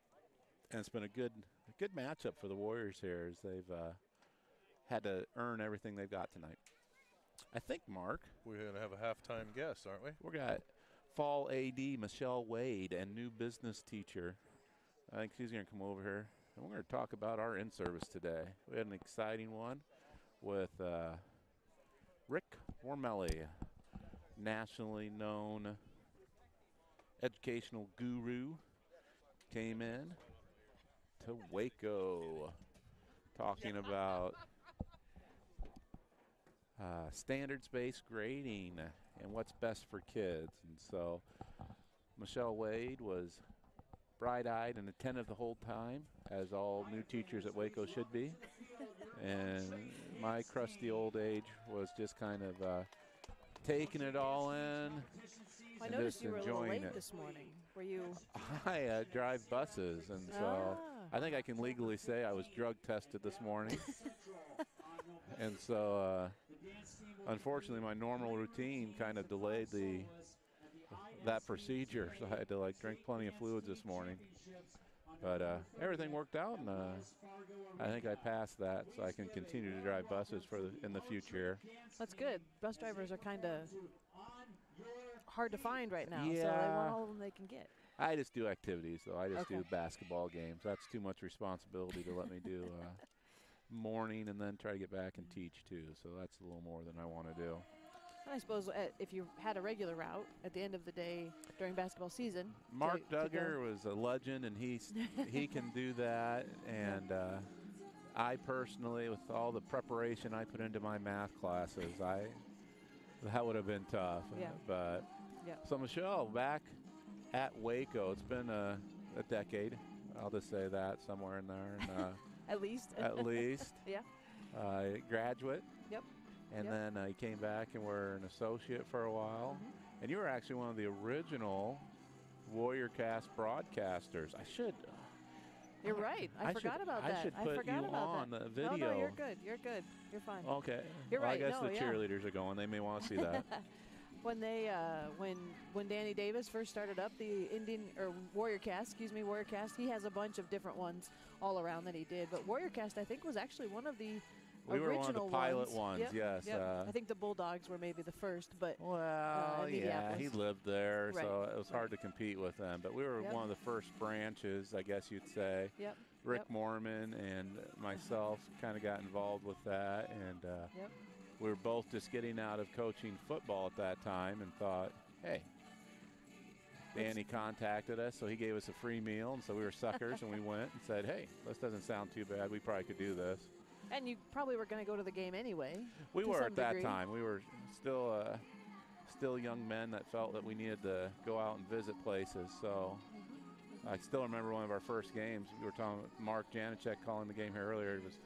I think it was Tucker's junior year, and we went to Cardinal, and it ended up being like a 54-48 game where Tucker had like 7 touchdowns, and we couldn't stop their running back either. He had 7. Mark probably could tell us the exact numbers, but it was just a back and forth game, and I was like, holy cow. And this was 11-man still. I was going to say, that probably was back before the 8-man started. So it was pre-8-man, and it was a high-scoring affair. So it was like, It'd be a this long is night crazy. with that much And it was scoring. at Cardinal. Of course. So, yeah, it was a long night, but Yep. it worked out. So as we talk more about Waco here, you settled in now. You coming from Wapello. We had a big volleyball game there last night that we swept them. And you're the fall AD, so you've been watching our volleyball team. And so what's your impressions right now of Waco and athletics that you've been involved with here lately? What are you seeing right now that you're liking or not liking? You can talk about, your co-host or however you want to do that. And No. I won't take offense. No, I think Waco sports in general, between the football team and the volleyball team, and I've heard good things and seen good things already with the basketball team. I'm excited for basketball season to see that. But I think Waco's got some good things going right now. They've got some athletic kids, and you mentioned earlier in the game there was the situation where I don't know if it was Clayton or if it was Odie that I think it ran was in Odie, and bounced yeah. off, and you commented about the weight room. And I think, we have that great facility out there provided by Kaufman Athletics. Mark Kaufman Yep, and yep. And another alumni he is. And Yep. so and I think that is starting to pay dividends. You're starting to see the work that goes into that and then how that transfers onto the playing field. So I think even like volleyball games when I would not want to be on the receiving end of a Ella Kissel spike sometimes. I think it would take my face off if I was in the wrong position. she felt bad last night. 2 girls ate the ball, literally. But you watch Emma Wagler and Katie Lichty, again, Yep. 2 more examples of weight room attendance that's really paying off and really killing the ball. That's, I guess, what you technically call it. That comes back to the coaches, too, putting that emphasis and saying, hey, we've got this facility. We've got somebody that's going to do that for us every day.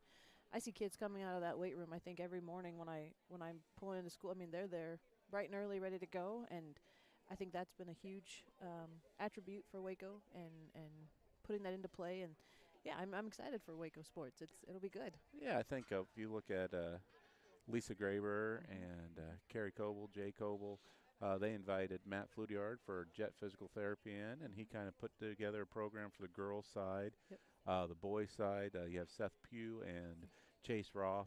They kind of developed a little weight room, I don't know, what am I trying to plan for the boys. And so they meet at different times. You can see that carries over into the school year as we have early bird PE. And so those athletes get up early. And so like on a Monday and a Wednesday, the girls are in there. Do they come in on Fridays, too? Do they do that And on Fridays? Fridays are optional. Okay. My only criticism is Coach Pugh's always trying to recruit my basketball players. And I got to put a stop to that because every once in a while we lose one. I don't know how that happens, but they go to the dark side and they decide to wrestle instead. Next week, speaking of wrestling, Jeremy McLaughlin's going to be on with Mark Janicek for the home game. And he's kind of in training. Last year, we tried to get the wrestling working. Yep. We had a couple nice meets, and I think with the setup we have going this year, Jeremy's going to have a lot more success calling those wrestling meets. And Coach Pugh's going to have a nice team this fall. And like I said, as long as he quits taking basketball players, I'll be cheering for him. He's and got those Warriors. Got quite a few returners, right? He does. He has quite a few. And you have Loudon Housengay qualified for state last year, and you can see that in the football field. I always like to, Coach Pugh and we go golfing, and so I think I had to buy the appetizer last time, but I think I've received as many appetizers from him. I'm not saying we bet on our golfing, but there's whoever scores the most points in golf. Isn't golf supposed to be the other way, though? But they have to buy the appetizer. Okay, so you're awarded. I got you. Yes. Gotcha. Okay. And I think if I read the scoreboard, the record boards correctly, Michelle, you're on there holding some golf records, which will probably be, well, I don't know. They might be touched because we share with Washington, so our golfers can go up there. Right. And so. Yep, I do have. That's probably the only remaining one that I have left, I think. All my other awards or records that I had up there have all been taken over, which is the point of a record, is to be broken. I think the night that the Miller girl broke the 3-point in a game, the number of 3 points in a game. For a long time, there was like a 3-way tie. There was. There was five. We had five. There was 3 of us that had 5. I think Reshley, Miller, you, and who were the other 2? Well, one was Carrie Alvine. And before that was Leanne Farmer. So there was quite a few. We all had 5, and I think I got 3 texts that, hey, your record just got broke. Okay, good for her. Good. I'm happy for her. So deep down there was a little bit of a competitor in you that was like, but I can't. The last time I tried to go out and prove that I could still play, I tore my Achilles. So I think that was at an alumni game once. Yeah. Yep. I don't know who puts that on. That's just a dangerous show. They probably should. They should cap it like at 30. There 38. should be an age limit. I think that's when I got out was about 30. No, I think actually I would have been younger. younger. In the 40s. I was younger than that actually, and but thinking about making a comeback is what you're saying. That's why we shifted to volleyball. Maybe. Yeah. Well, I didn't play volleyball, so but I said when I was in school, volleyball was not the rally scoring that it is now. And I think the rally scoring has really improved that game. It's sped up the game, made it more exciting, especially from a fan perspective. It makes it a lot more fun to watch, in my opinion. And obviously it's a lot more fun to watch when you're good. And for those of you that didn't know, you used to only be able to score when your team served. And so when rally scoring came around, all of a sudden, either team could score. Now, they did boost the points up from what they used to play to. Was it just 21? I think 21, yep. They boosted it up to 25. And so I think it has helped the game. That's one of my favorite stories about my dad coming to one of my daughter's first junior high games. Afterwards, he's like, were they keeping the score right? And I'm like, yeah. He's like, well, they're giving a point like all the time. I'm like, yep, that's how they do it. Now he's like, oh, I like that a lot better. Yep. So, it's improved the pace of the game. And I think that's the one sport where you see a lot of club activity, and it really feeds into the quality that you see in high school sports. Sometimes you don't get that. Like sometimes AAU baseball and basketball can kind of take away a little bit from the game. But I think it's really improved the pace of volleyball. And I think it's created that interest that maybe wasn't there with the traditional way of playing. It's it's a faster paced game. It's a lot easier to get into, I think. Yeah, and you still don't have to run very far. So I think there's a lot of athletes. I think there'd be a lot of boy athletes that would be interested in too, because you don't have to run. Well, that's not true. I mean, there were a lot of girls last night diving on the floor, but you don't have to run very far. And I appreciate last night that you broadcast that game. I know you're all by yourself, but I was at home for a junior high game last night, and so I didn't get over to Wapello, and so it was awesome to be able to sit and watch. Well, it's getting better. It's getting better. Like I said, each Warrior cast, everything improves, and so we still are limited by what the Wi-Fi has available.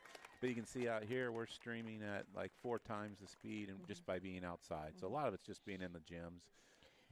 And I'm sure the location, like we mentioned, I mean, Wapello has, for me anyway, it's always been kind of a dead hole for reception, and so it is what it is, and so. As we continue to improve, I think things are just going to get better. I think there's a lot of people that enjoy the games. We had 52 viewers last night, and then we have usually around 350 to 400 viewers during our football games. And so if you'd like to support this Warrior Cast, you can contact me at the school, paul.kissel at Waco CSD, or just contact the school and they'll put you in contact with me. Right. Yep. We go from end of football Right. to the end of football. So it's a whole year. Right. And you can get a commercial for a few dollars more. And I think, we're in discussions now about turning that over to our business teacher. I don't know. Have you heard that? Well, this is news to me. Well, in the winter I get really busy. I know you do. And actually, in the winter, I would probably be more likely to say, yeah, I will take that over because I have more time because my responsibility as the fall AD will be over once, I'm assuming once football's done. Well, the pull I have at school, I told them when they were hiring the business teacher, I go, make sure they do commercials and they take over this Warrior Cast. And you can tell that went over because you were never told. So that's the kind of pull I have at the school. The underlying, extra duties as assigned. Yeah, right? I tried to make it more assigned, but sometimes it works, sometimes it doesn't. That's okay. It's worked out so far, and I think, like I said, I think we're providing the Waco community with a pretty valuable resource, and that's all through our sponsors. And so they do a great job. Waco does a great job as a community supporting athletics and activities here. I think one of the best parts about the Warrior Cast, I mean, last year I jumped on to watch the playoff game. But if you've got grandparents, aunts and uncles that don't live close, they can still watch their players play at whatever. And I know you mentioned earlier when we were talking that you've talked about you're going to add wrestling, obviously, and then potentially track. Going to try to add track? Yes. I must have read the wrong name earlier. Did I say Andy Kaufman? It was Steve Kaufman who hosted Odie last year. Thank you for correcting me. And if you'd like to make corrections, because I do make a lot of mistakes, you can contact us here at what is our email? That would help if I knew. Warriorcast at wacocsd.org. And I'm terrible at responding, but thank you this time, Andy. And so, now what'd you ask me? Because I got distracted there. I have the Something attention about track. Track. We might do it for track this year, too. Yeah. We might put I always tease Kalen that we're going to put a GoPro on his forehead or one of his runners so we can get that bird's eye. Put it on a disc, like we were talking about. Or put it on a shot on or a a shot, disc. yeah. It might not last very long. I was going to say we'll have to do a different type of camera. I don't know, something a little more reliable. Maybe some junior high kid's phone. They're already cracked up, so that's right. They won't care if the screen gets a little more cracked. But we're at, right now about 3 minutes to go. We got that 3-minute stretching mandatory period for the halftime. So you can see some of the Lions now getting ready. I think I'll hit a couple spots. Unless, Michelle, you have another 3-minute story. No, I don't. Thank you for letting me join you. No, do you want to call the rest of the game here with Mark now? Or you want I'm good. You're good? I don't know that I know the football. I don't want people to be like, you don't know what you're talking about. It's basketball, I got it. They don't football? complain about me, so I think you'd be fine. You sound intelligent. I would just sound like I don't know what I'm doing. Well, no. See, Mark sounds intelligent, and I'm just the sidekick. That's how this works. He's the talent that we get on here to make this work. So, yeah, let's go ahead and we'll hit a couple more sponsors here with Russ Yoder. And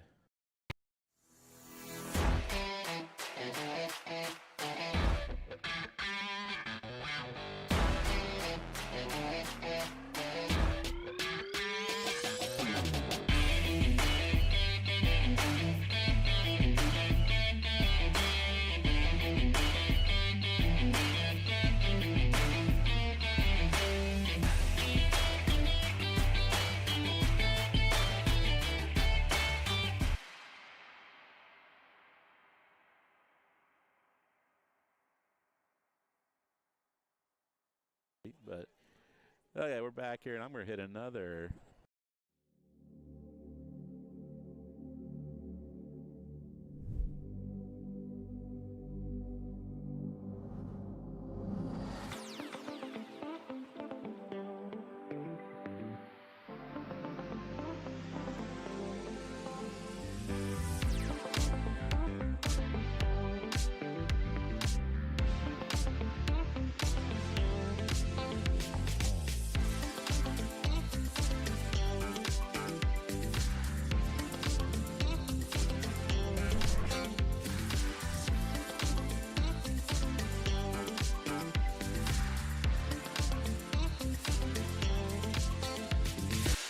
EPO Energy.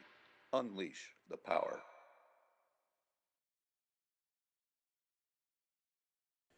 And our newest sponsor, Wayland State Bank. Newest commercial we have available.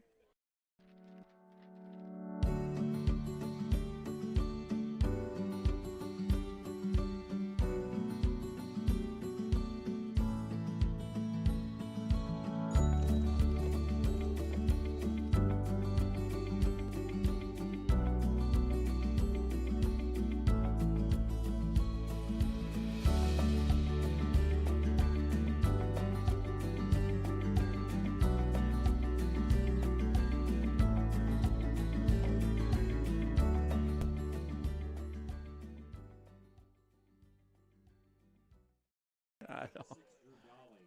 And we're back here. Warriors take the field here. They receive. Number 6, Drew Dolly, ready to kick off to start the second half. Simeon Reichenbach's back standing on his 3-yard line. Dolly takes the steps. Kick is up. It's going to be a short kick. Reichenbach takes it at the 4.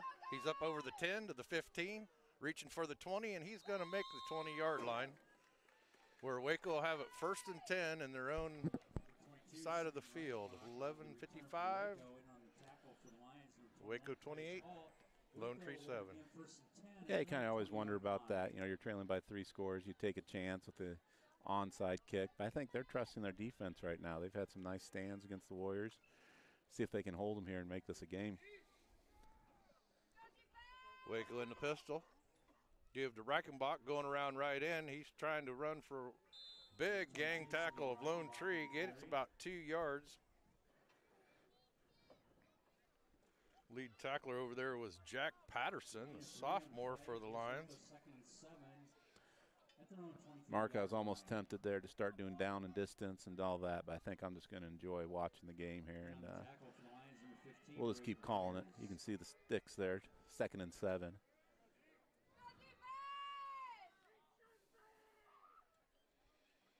Oswald keeps it, goes around the right side. He's got some running room. He gets run out of bounds. But that's that speed we talked about earlier. Good job by Isaac. Getting up the field, turning those on, and then getting the first down for the Warriors. Close to midfield here, about 36, 7-yard line. Maddox Jondal for the Lions pushed him out of bounds. 1st and 10, Waco. They're on their own territory at the 37. Break the huddle. Pistol formation. Mason wide right, comes in motion to the near side of the field, goes back. Oswald fakes, turns, fires to Mason along the sideline. He's going to get about 3 yards. A little more than that. Yeah, that's going to be about 7-yard gain about 7 there. yards, yep. 2nd and 3 now. Lone Tree managed not to jump off sides. That motion earlier in the game gave them a little trouble, so they jumped off sides a couple times. That's when Cody was running it, though. Cody has a better frame, I guess. Cody. Graver, Oh. yeah. Simeon with the ball, goes up the middle. He bobbles it, but hangs on to it. Going to get the first down over the 30, down to the 27, where it'll be 1st and 10 Waco in Lion territory.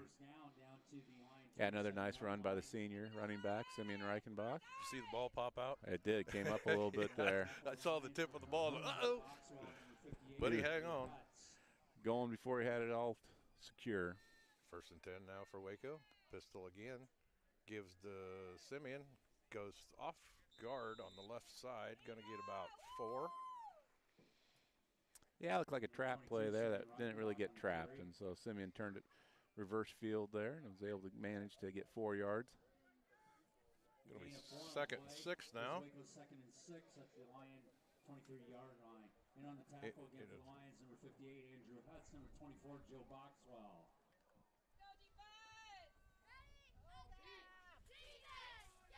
2nd and 6 now for Waco. Back in the pistol. Oswald turns, fires over to Graber, drops it on the sideline. It was kind of a wobbly ball coming at him. He had trouble hanging on to it. It's going to bring up 3rd and 6 now for the Warriors.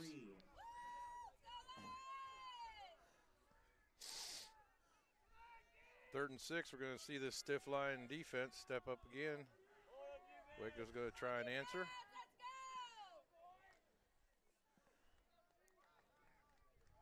I formation now for Waco.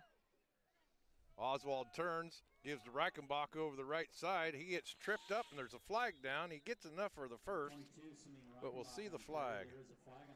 Yeah, another holding call. It's the 2nd time against the Warriors tonight. We'll push him back. Be 3rd and 11 now.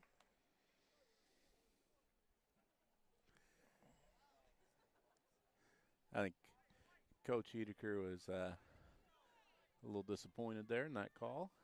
But he went back to the play sheet. After the penalty, Going to be 3rd and 16. At the line, 33-yard line. Waco Yeah, up we'll to see the what line. happens. I formation. Oswald fake to Reichenbach, rolls left. He's got nowhere to go, and he is sacked for a big sack by number 9, Caden Smith, the speedster for the Lions. Yeah, I was going to say, let's see what happens here, and that'll determine what we do on 4th down, and that looks like we're going to punt. Looks about like 4th and 27. That was a nice play by the Lions there, containing Isaac, not letting him get out of the pocket.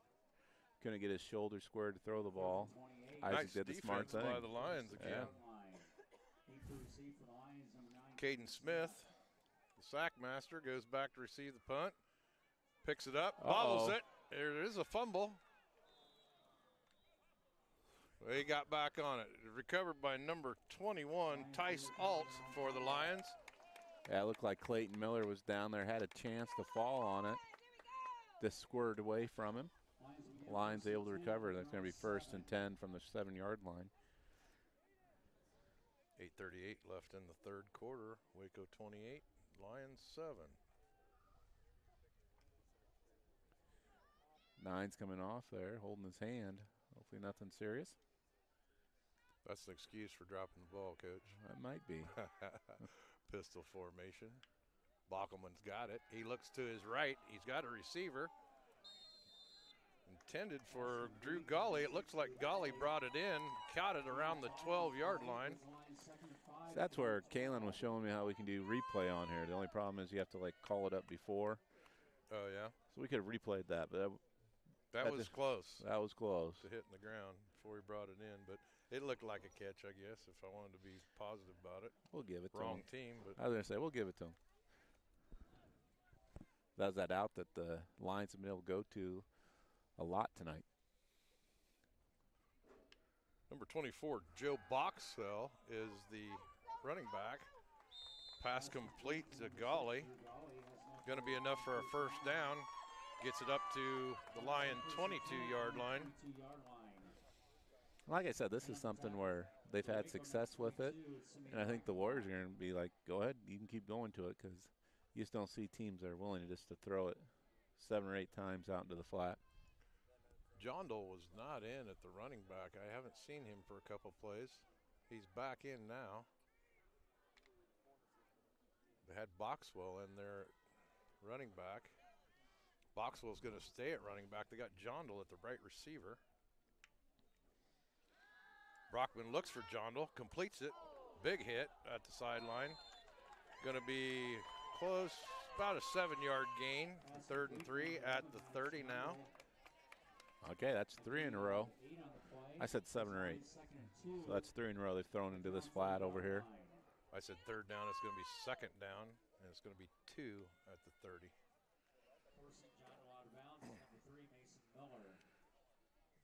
So we'll see if they go the flat again here. I'm going to say no. But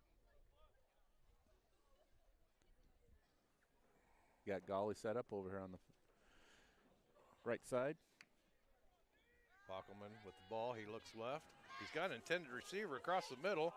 That intended receiver is number 11, Maddox John Doe. It falls incomplete. Yeah, Mason Miller in coverage there. Going to bring up 3rd and 2 now for the Lions on their own 30. Test for this Waco defense on 3rd and 2. 30-yard line. That's what the Lions have dialed up here. Success has been in the flat, but on this short yardage, you'd think they'd run some kind of run play, and their quarterback's their best bet for that. But we'll see. Bockelman definitely makes it happen for the Lions on offense. Bockelman takes the hike. He's going to keep it. He's going to go right up the middle. He's got a first down. He's over to about the 37-yard line where it'll be 1st and 10. Lions still in their own territory, Coach.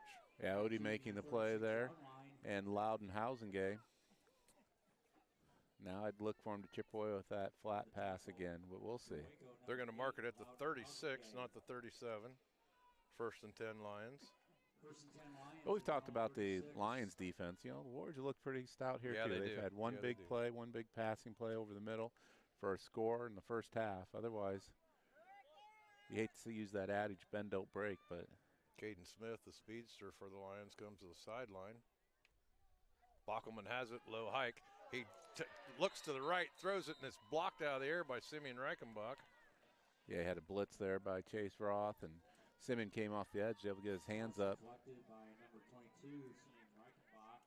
He had a receiver on the flat open, but thank goodness Simeon got up there and got a hand on it. Going to bring up 2nd and 10 now for the Lions at the 36. That's going to bring Clayton Miller in here as Isaac Jake Blade. Why am I getting confused? Boxwell still the running back for the Lions. Bockelman keeps it, goes around right side. He stopped after about a yard, maybe 2 gain. Costly penalty, late tackle by the Warriors.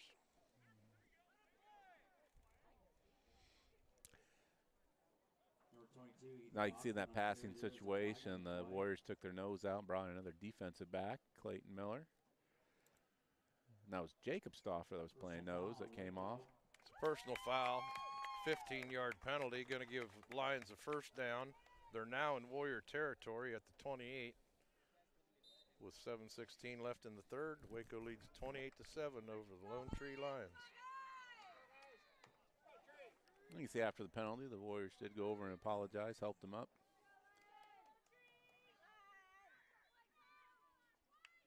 Bockelman with the bite. He looks left. He's going to keep it and bring it down. He's going around the right side. He's got some room.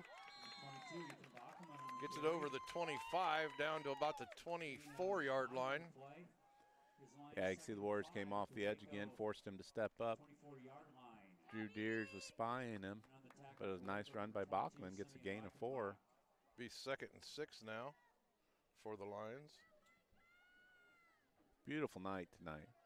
Yeah, it is. Last night at this time, the sky was just filled with stars. I only see one right now. Yeah, it's early.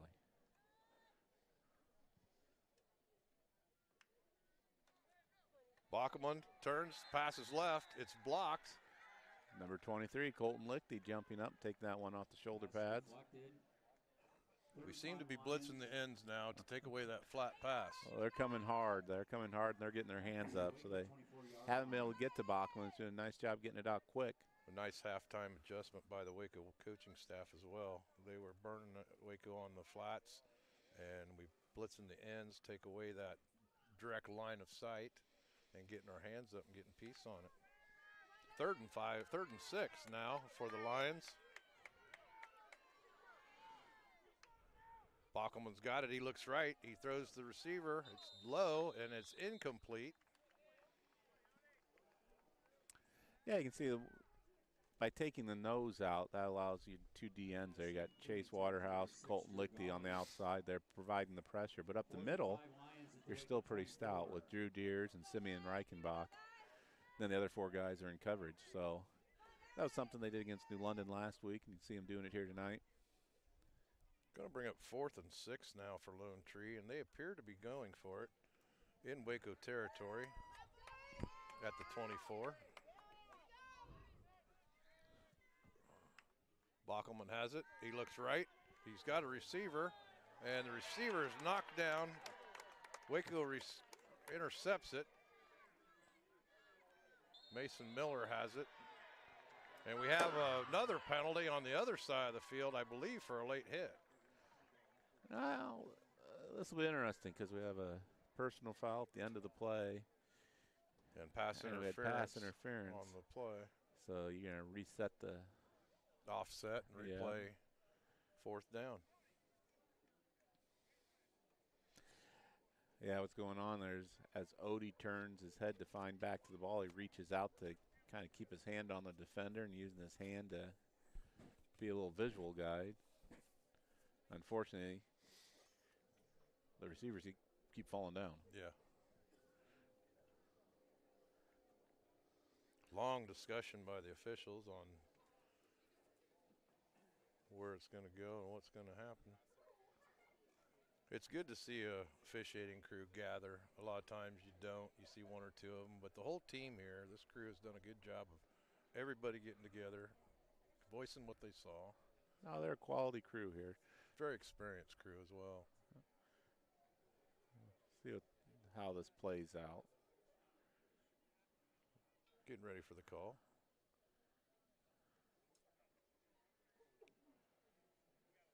Pass interference against Waco. Personal foul against Lone Tree. So I guess it's not offsetting. He does not indicate offsetting. So they're going to mark off the 10, and then they're going to mark it back.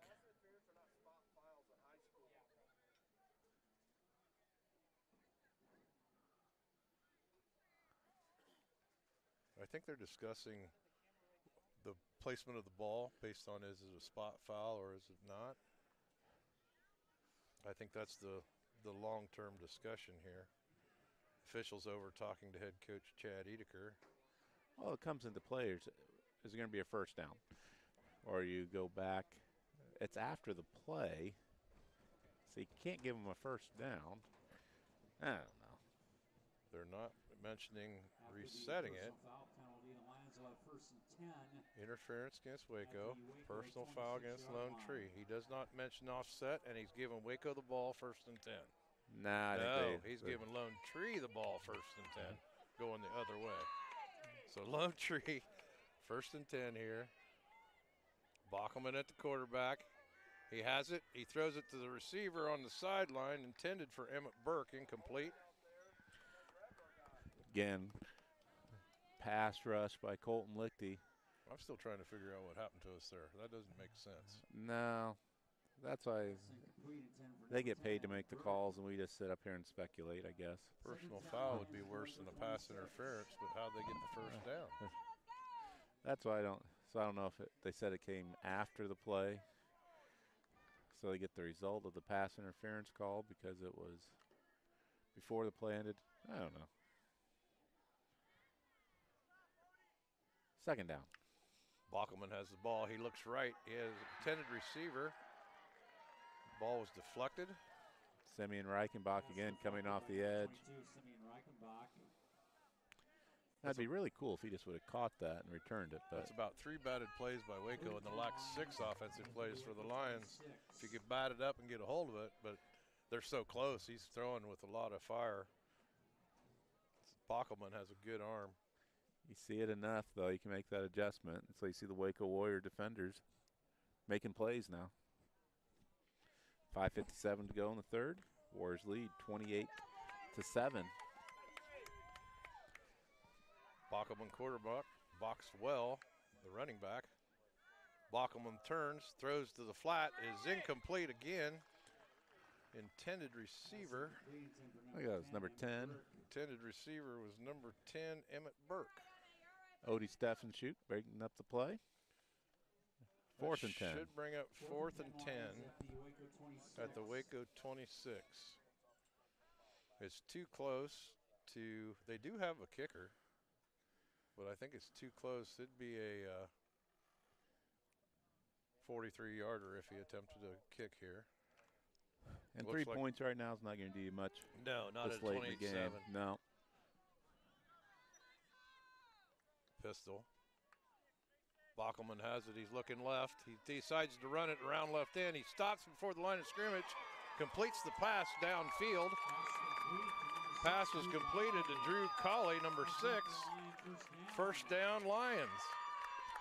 Well, he was close to that line of He scrimmage was there. before, though. I had my made a nice, binoculars on. I was going to say, he made a nice play, though.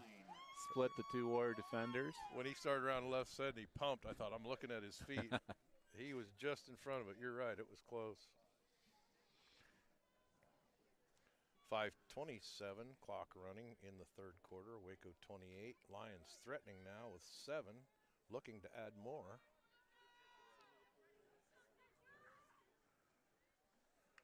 Bockelman with the ball. He keeps it. He's going to go right up the middle. There is a flag down.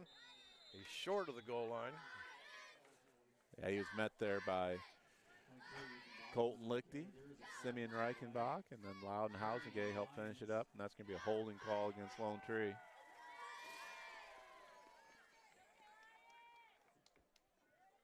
Big play for Waco, a tough penalty for the Lions. I missed that call, though, last week. Did you? Last week I viewed several of those, but I couldn't make a commentary then. So I'm just going to make up for not calling the game last week and say there were several holding calls last week that were not called. So 1st and 20 now for the Lions. They are on the Waco 20-yard line. Bockelman has it. He looks right, brings it down. He's going to run right up the middle. He stopped in the middle of the field after a short gain. Deers. Reichenbach. And that's what the Warriors are daring you to do. They're bringing the heat off the edge with Lichty, Egley, Waterhouse, whoever they have at the end. They leave Deers and Reichenbach, 2 great athletes in the middle. Say, go ahead, try to run a gap. We're going to be right here. 2nd and 18 now for the Lions. 4:12 left in the third quarter. Paul Kissel, Mark Janchik bringing you the Warrior Cast. Waco has a 28-7 lead over Lone Tree. 2nd and 18 for the Lions. Bockelman has it. He's looking end zone. The ball is batted up, and 3 people go up for it, and it falls incomplete. Yeah, 3 Warriors converged there and collided. Burke was going to be the intended receiver, and he was wide open down towards the 4-yard line. Yeah, I'm not sure who got their hand on the ball that time. If I was a gambling person, I'd say Colton Lichty. Seems to be making a lot of plays tonight, but you got 2 tall kids out there, and Ty Egley and Chase Waterhouse. 3rd and 18 now for the Lions. 3rd and 18 on the 19. They need the 1-yard line for a first down, Coach. Bockelman keeps it. He's going to go up the right side off tackle. Going to get about 5. Yeah, we talked about Colton Lichty there. He came down the line there and wrapped up Bockelman. Kind of had his legs taken out from him. Ball's at the 15 now. 4th and 14. Here's your block. They are going to go for a field goal here.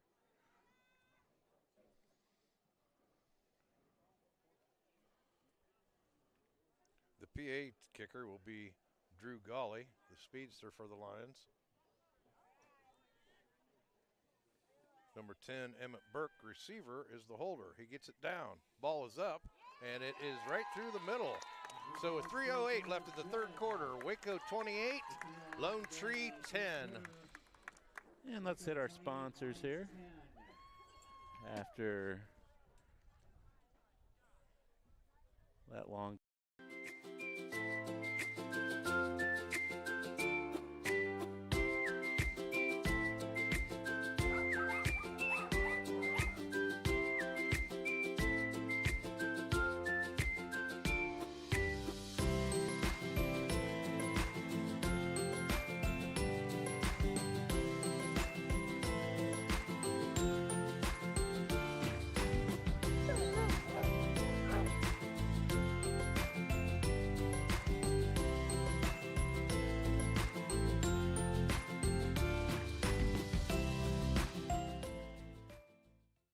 penalties. Yeah. Too many penalties right now for the Warriors, and that's sustained a couple of the Lone Tree Lions drives here. I'd suspect we'll see what happens here. maybe a onside kick. Maybe it's early. Maybe they'll go ahead and kick it deep. Sometimes you can tell by the way they put the ball on the tee. This one looks like it's straight up.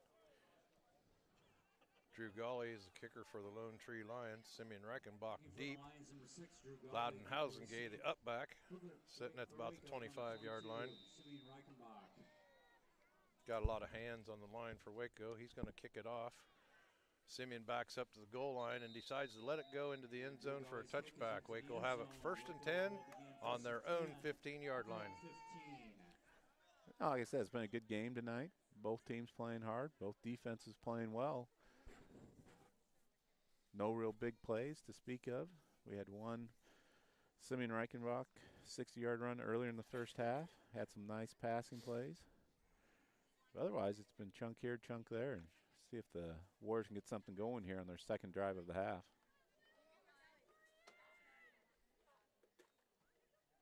Goes to Simeon Reichenbach. He cuts around left, and he's hit by 4 Lone Tree Lions.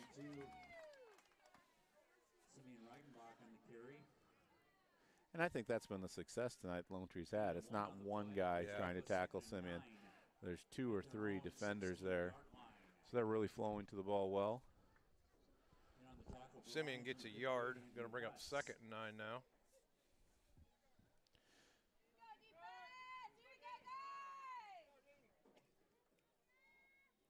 Tight formation for the Warriors. Oswald turns, throws the ball. It's complete. On the far side of the field, is it at Odie? Odie's going to outrun him to the touchdown. That is Steffenchuk. Odie just turning up the sideline there, refusing to be forced out. A nice inside block by Mason Miller. I noticed when the pass was made to Ole on the side, Mason come into the middle and picked up the outside linebacker, gave Odie a lot of room along that sideline, and the corners and safeties had to try and catch up and just couldn't do it. So we're talking about big plays there. Odie right there showing some speed up the sideline. Simeon now for the PAT. Oswald the holder. Reichenbach's ready. Oswald with a good catch and hold. Ball is up and good. 2:20 left in the 3rd quarter. Waco now 35, Lone Tree 10. We're going to go to Chop Local here for our next commercial. Thank them for their sponsorship this year.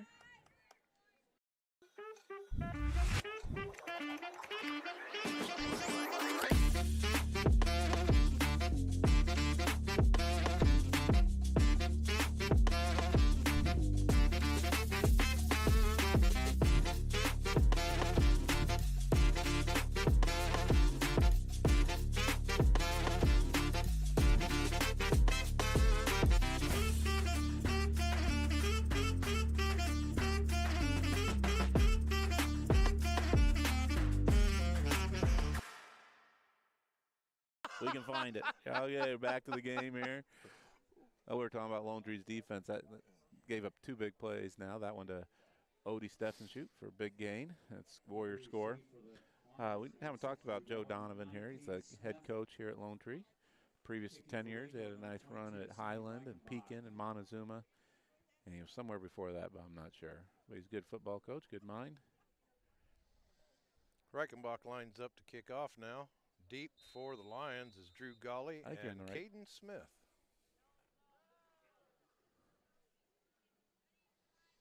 Reichenbach takes steps, ball is up. Gawley thinks about it and lets it go over his head. Lions will have it 1st and 10 in their own territory at their own 15-yard line with 2:20 left in the 3rd quarter. Yeah, we need to work on our defense anyway here, shore it up a little bit, clean up the penalties. Like we mentioned earlier, they've done a nice job taking away that flat, and that's where the Lions are having some early success. Now our ends are kind of taking that away, getting big, getting tall. Because Bachman was doing a nice job getting that ball out quick. So the ends weren't getting there to get the pressure on, so now they're just get their hands up and knocking a lot down. Boxwell still in at receiver, or at running back, I'm sorry. Bockelman out to the side, complete to Burke. Another penalty in the back field. They're going to get a holding call. Holding call against the Lions. Negates the gain. I think we had a little bull rush there where the lineman got rolled and just grabbed hold and took the defender down with him. Going to be back 5 yards. No. Well, that's one way to prevent us from knocking it down, is just bring them down, and then they can't. 10-yard loss. Going to bring 2nd and 20 now for the Lions on the 5-yard line. Mike Miller, if you're not here and you're watching at home, I'm not running the camera, so that shaking is not me.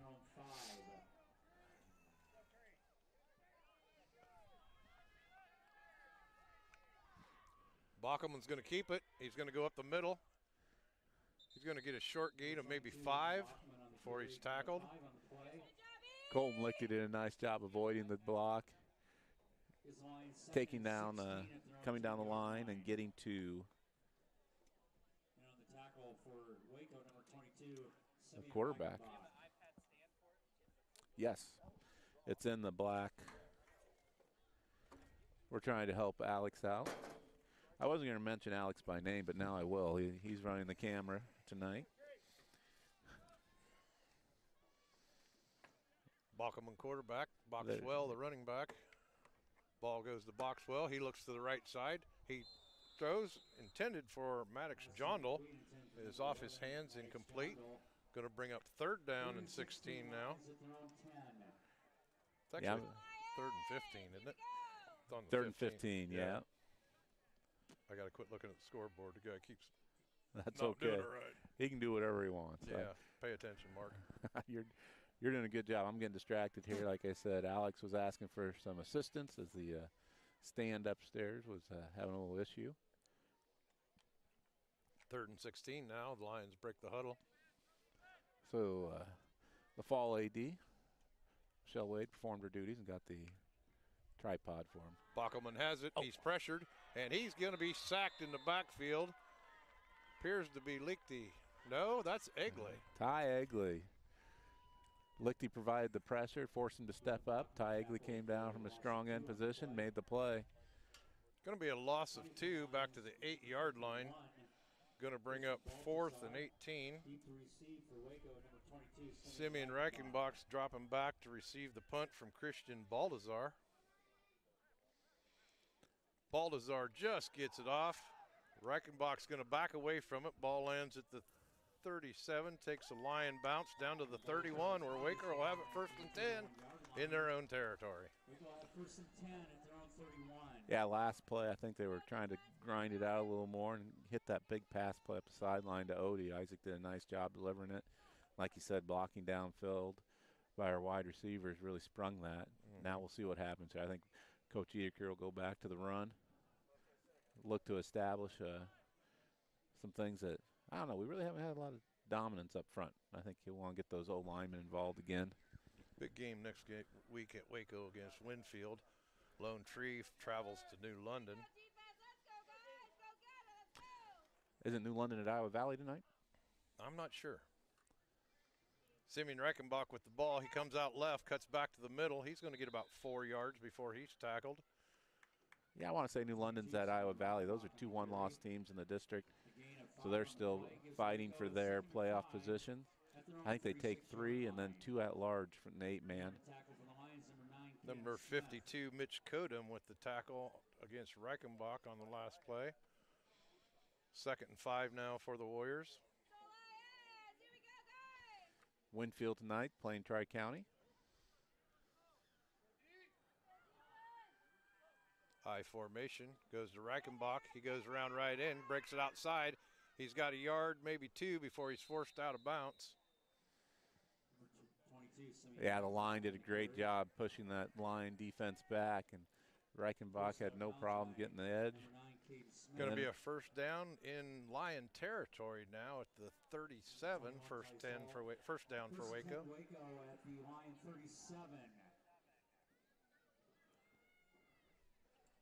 So if the Warriors secure this game, they really are securing a pretty solid stance there for the playoffs. Winfield needs to win out. Pistol formation, fake to Reichenbach. Oswald pulls it up, hits the man over the middle. Gets down to about the 20. That's Graber. And there's another penalty marker down. I wonder if they're going to call a face mask, because looked like Graber was trying to extend that stiff arm and might have got caught up in the face mask of the Lone Tree defender. Kind of a, I want to say it's a 5-yard variety because he didn't hold on, but.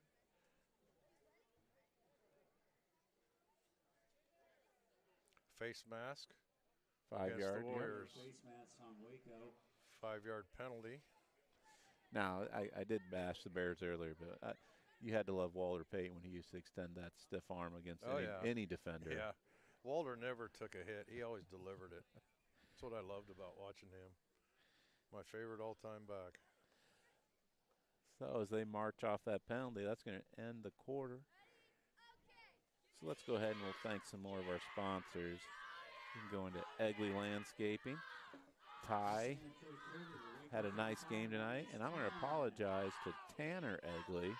He was the missing cross-country runner last night that I could not remember. Anyone serious about lawn care knows it starts with two things: the expertise and the equipment to do the job right. Egley Landscapes is the only local company that provides expert lawn care and landscaping. Let the experts with the equipment from Egley's pay a visit to your lawn. Our horticulturists have the knowledge to guide you through a lawn care plan, and they won't sell you services you don't need. Egley Landscapes has the knowledge and expertise you can trust to revitalize the landscape of your home or commercial property. Egley Landscapes. Check us out online at egleylandscapes.com.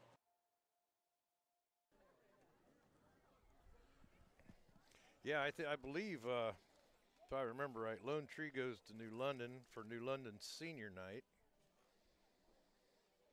And the Winfield Mount Union Wolves come to Roth Field in Wayland to face Waco next Friday night at home.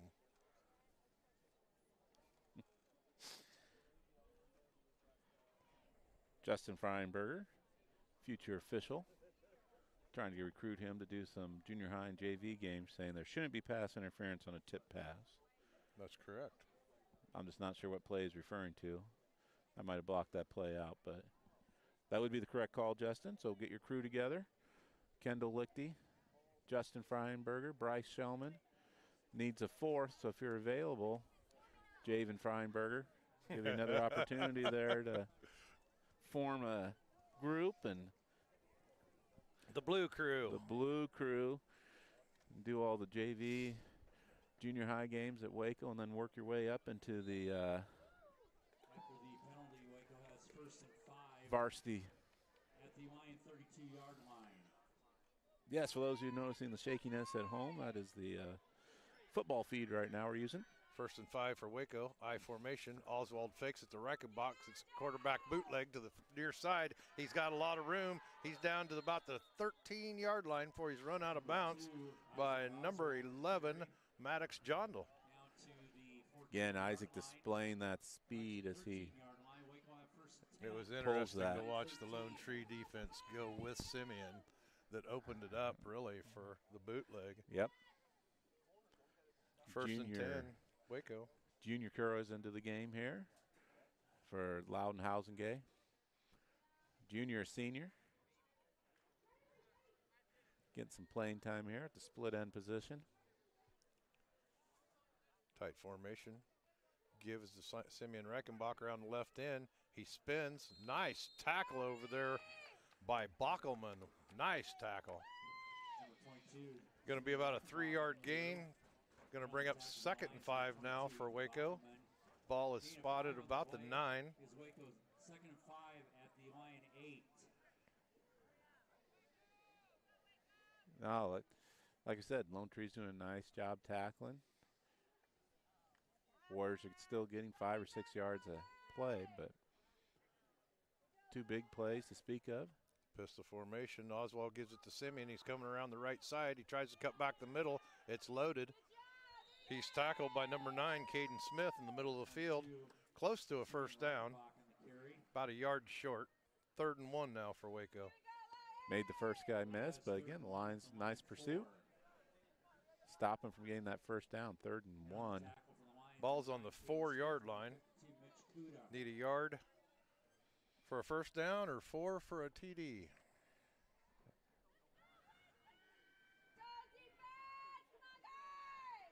Back to the tight formation, tight pistol. Oswald turns, throws right away to the outside. Wasn't he in? Oh, Junior Cura throwing some nice hands there. He's hit right away, right at the goal line. Complete to Junior Queros. Queros, is that it? Queros? His last name, I always Queros? just say it really fast, Mark. Queros? Kuros. Queros? I'm going to go Kuros. You called me out on it, so I'll have to stick with that. Works for me. Just short of that goal line. Ball's on the 1-inch line. I formation. And that give is to Junior, getting And that senior the touchdown. He is just short again. Oh, He did not no. make it. He fell sideways, not forward. Going to bring up 2nd and goal from the 1-inch mark. They've actually kind of bumped it back now to the 1 yard. Well, yeah, it's between about the half-yard line.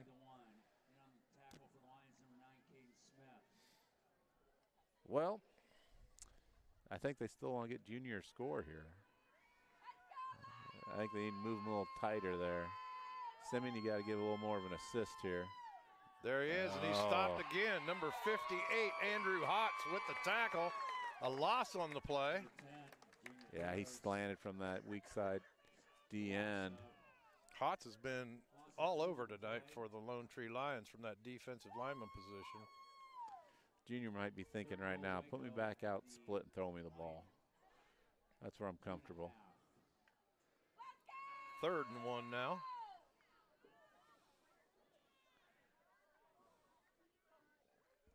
Oswald gives it to Simeon, none touched, into the end zone for a touchdown. So the Warriors get the score. 8:52 left in the 4th quarter. 41-10 now, Waco. Simeon Reichenbach to attempt the PAT. There appears to be nothing on the field, just debris floating across the field.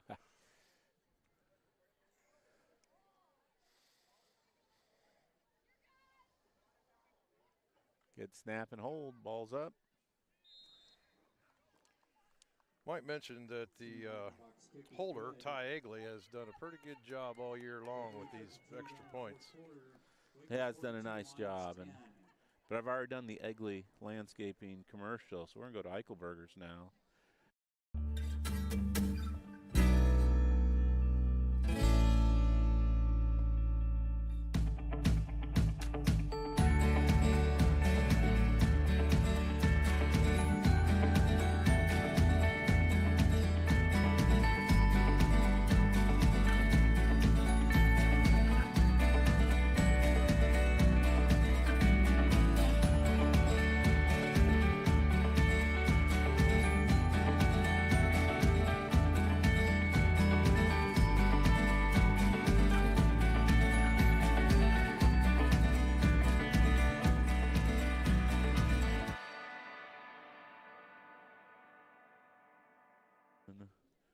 Back to our ball game here. Warriors lead 42-10.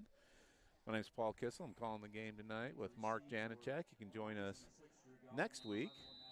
The Warriors host Winfield. Jeremy McLaughlin will be calling the game with Mark. Drew Gully and Maddox Jondal back deep. Simeon's kick goes just short of the upright for a touchback. Lions will have it 1st and 10 on their own 15, Coach. Yeah, so looks like they have their starters still in the game. Yep, they still have the starters in the game. And so our starters are in defensively.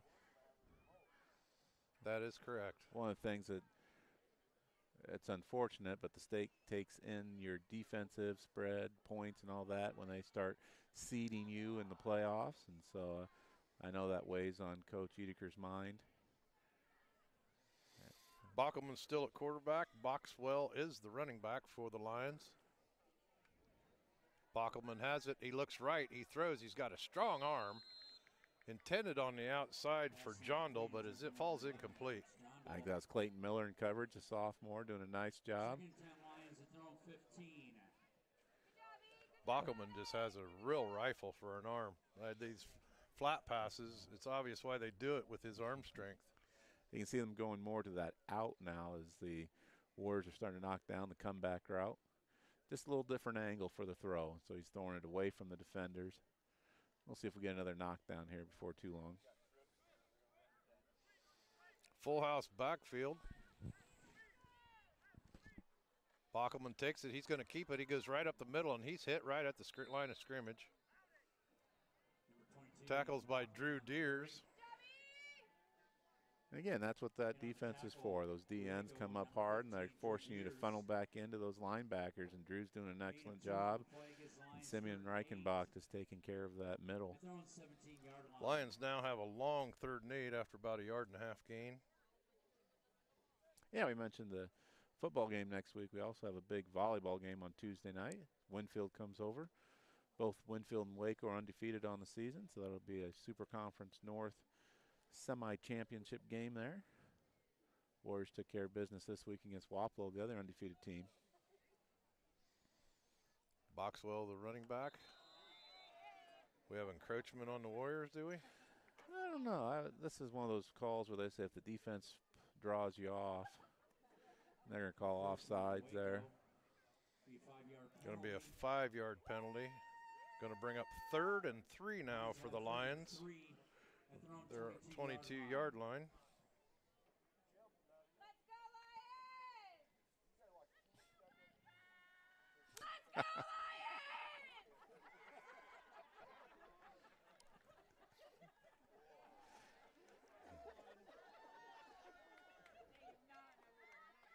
Bockelman, quarterback. Boxwell right beside him in the pistol. Bockelman looks left to the pass. He's trying to get it to Burke, and it's underthrown, intercepted by Odie Steffenschut. Yeah, Odie made a great adjustment there. Steffenschut. Steffenschut. I like saying Steffenschut. That may not be right, but it sounds more like a basketball name. Steffenschut, you know? It's like Steph Curry, just shoot the ball. And so, I wish you could shoot like that, huh? Odie there turning instead of pushing off on the receiver, just kept that arm in tight, made the play on the ball, and that's his 2nd interception of the night now. Waco has it 1st and 10 in their own territory at the 28-yard line. 7:30 left in the game. Waco has a 42-10 lead. Paul Kissel and Mark Janicek bringing you the Warrior Cast from Lone Tree, Iowa. No, I didn't hear the results of last night's cross-country meet over at Winfield. There was a ton of people. I went over at 4 to play 9 holes, and I was like, oh, cross-country. There was people everywhere. Reichenbach through the middle of the hole. He gets the first down. He's up over midfield. I think they subbed in Loudon there. That is Loudenhausen-Gay. Nice run by Loudon. Made that little nice adjustment, a little cut back. Gave him another 8 yards there and a 1st down. Into Lion territory at the 39 where Waco have it 1st and 10. Clock's running. 7:12 left in the game. Yeah, you do see some new linemen here for the Warriors. Jonathan Heather, Jacob Stauffer at guards, Cody Graber, tight end. Hausengay has the ball. He goes around right end. He's digging for more yards. He gets up over the 35 down to about the 32, 33-yard line. They're going to mark it at the 35-yard line. Brian Neal now into the game at center. Clayton Miller coming in at quarterback. And Junior Caro is back in for the wide receiver position. 2nd and 5 now for the Warriors. In on the tackle for the Lions, number 21, Tice Alt. Miller takes the ball, gives it to Hausengay. He's going around the left side. He's looking for that 1st down marker. He's going to be just short, and a flag falls in the middle of the field at around the 34-yard line. Holding against the Wacos is the preliminary call. Number 22, Ethan Bachman. There is a flag on the play. Concession stand will close in 4 minutes.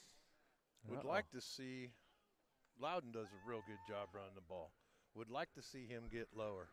He runs a real straight up. I wish he'd get down and put that shoulder out forward. And that, you know, what is he, a junior? He's a sophomore. He's got some time to learn. 6'3" sophomore wrestler.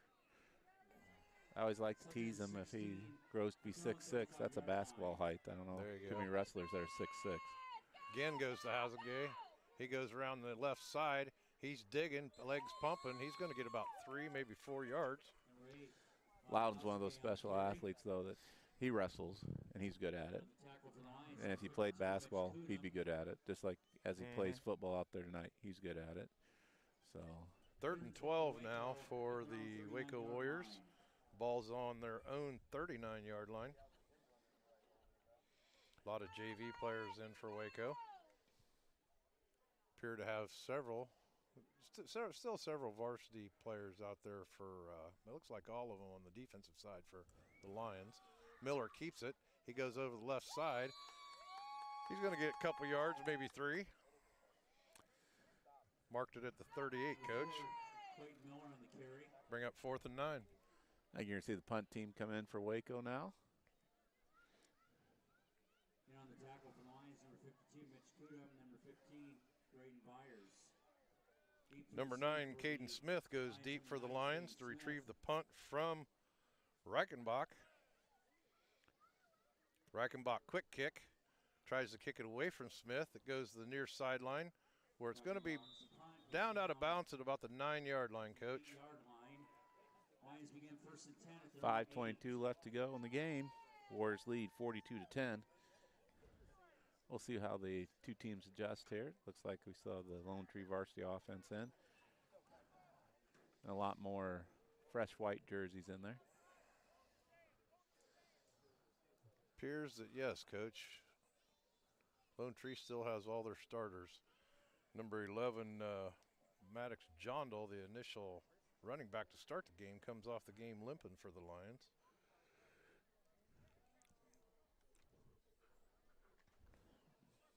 Jonathan Heather in at nose guard. Braden Stafford in at D-end.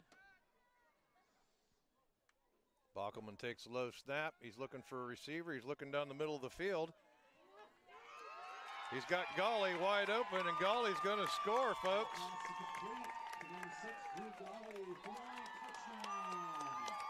That's a 71-yard pass play, Coach. That's the same play they scored on earlier against the varsity defense. They came back here with some fresh white jerseys in there and complete the pass again. I'm so impressed with Bockelman's arm. Yeah, it's not an easy throw. You need 3 or 4 more of them. 42-16 now the score. Golly up with the kick. It is good. So with 5:10 left in this game, Waco 42, Lone Tree 17, Coach. Yep. That Time just for a gives sponsor. another opportunity to thank a sponsor, EPO Energy. What if the answer to powering a purer world, our world, was shining down on us this whole time? All we have to do is unleash its infinite power. Our goal here at EPO Energy is to unleash the infinite power of the sun.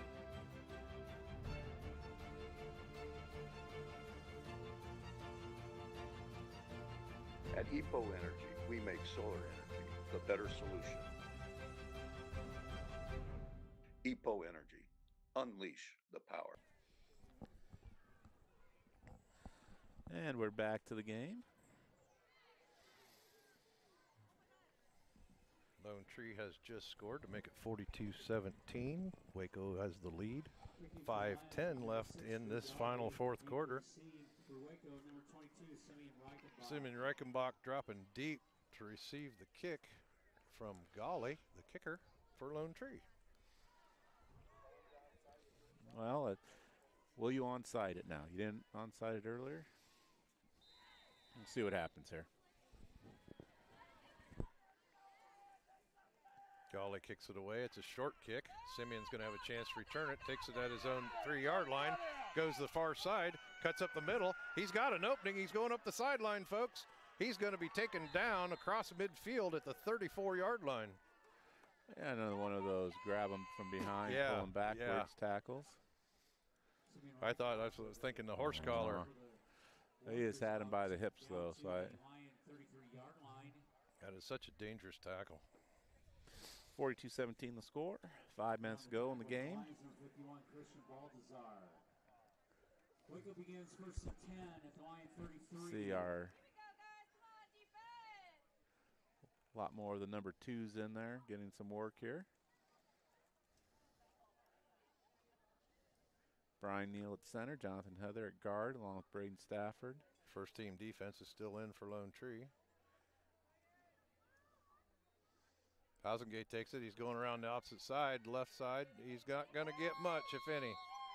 He might have made the line of scrimmage, Coach. That's one of those where you just turn the corner and get what you can get.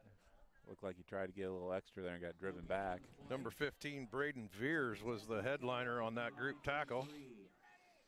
2nd and 10 now for the Warriors. And on the tackle for the Lions, number 9, Caden Important Smith. thing is the clock's still running here. Do miss the 35-second play clock at Waco, 45 seconds. Ken Housengay, he goes outside and then cuts back to the middle, grinds out for another 3 yards. Going to bring up 3rd and 7 now for the Warriors on the 30-yard line. 4:06 left in this game. Waco 42, Lone Tree 17. Yeah, those play clocks at the Roth Field were provided by the Niebel family after the passing of the junior high football coach, Keith Niebel. And to my knowledge, in District 6, we're the only one with them. They are. They're nice. Fake to Housengay. Miller keeps it, or Clayton keeps it up the middle. He's going to be close to a first down. I think he's about a yard short. That's enough for a Waco first down to the line 23-yard line. So Clayton Miller showing some moves there. He splits the line, gets a first down for the Warriors. I knew he was close to that marker. They looked like they marked him short, but they're giving it to him. Clock's still running, 3:18 left in the game.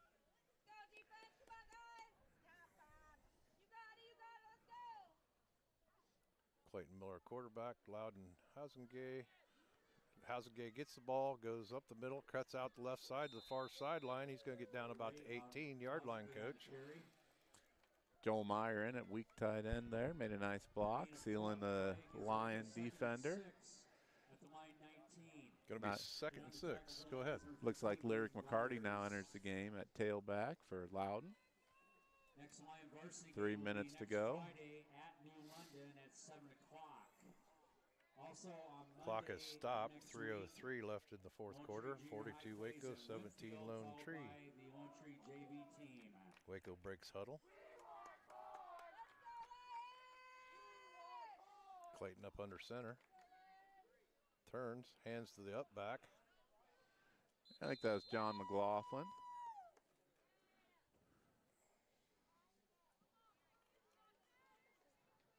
It was McLaughlin. Dove ahead for looks like about a yard. Going to be 3rd and long. Number 4, Clayton Miller on the carry. For us? Colton Lichty. No gain on the play. No, 3rd down? 2nd down. 3rd down.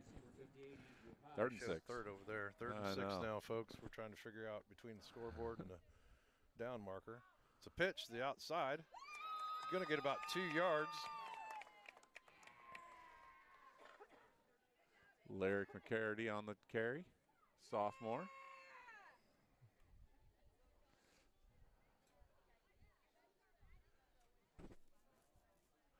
Fourth and 5 now for the Warriors. So we run under 2 minutes. That was number 42, Lyric McCarty on the carry. Gain of 1 on the play. Gives Waco 4th and 5 at the line 18. I noticed since the underclassmen have come in, we haven't ran right. Everything's been left. That's the thing that we talked about earlier. Coach Edeker likes plays run to his sideline where he can see the blocking up close. I formation. Miller fakes. It's a bootleg. He's going to go outside. Not going to get far. He's tackled by Joe Boxwell at about the line of scrimmage. It's going to be turnover on downs. Lone Tree will take over 1st and 10 in their own territory at their own 20-yard line. Well, he said you wanted to see it ran to the right. There it was to the right. No game Yep. there. Big Adam Stafford into the game here, freshman, number 78. What other fresh jerseys do we have in there? Gage Samo, number 5, in the corner. What do you think? We're going to run a crossing action here again to Golly, or number 10?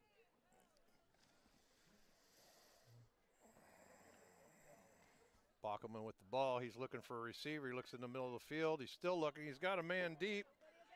He throws it complete across midfield to the 36-yard line. Now they're calling it incomplete. Clayton Miller on the defense. Emmett Broke Burke. that one up. That looked like a catch to me, folks.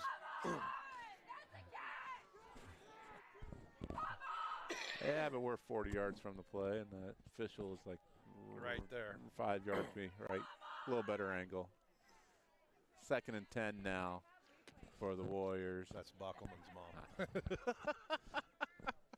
Minute 24 left to go in the game. Warriors lead 42-17.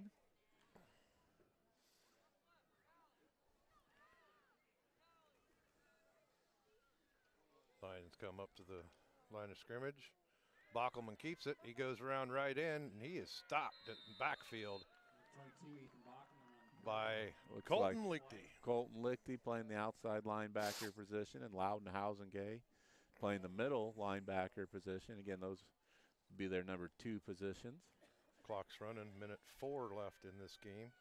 Waco up 42-17 over Lone Tree Lions. Lone Tree is going to have it 3rd and 10 now. From the 20, their own 20.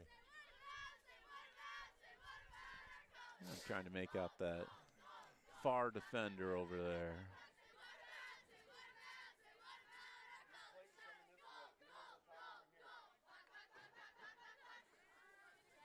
Number 10. He's brought down immediately by Samo. Nice job by Gage coming up. About a 5. Give him 6. Going to be 4th and long 4 now. 20 seconds left. We'll see if they hike the ball or whether they're good just letting the game run out. Looks like they're going to just let the game run out. Down to 10 seconds. Lone Tree is not in a hurry to run a play. They do come to the line of scrimmage with 5 seconds left. I think they're going to try to get one in here. Bockelman has it. He's looking. He's going to unload. He's got a receiver down the far sideline. Just overthrows him.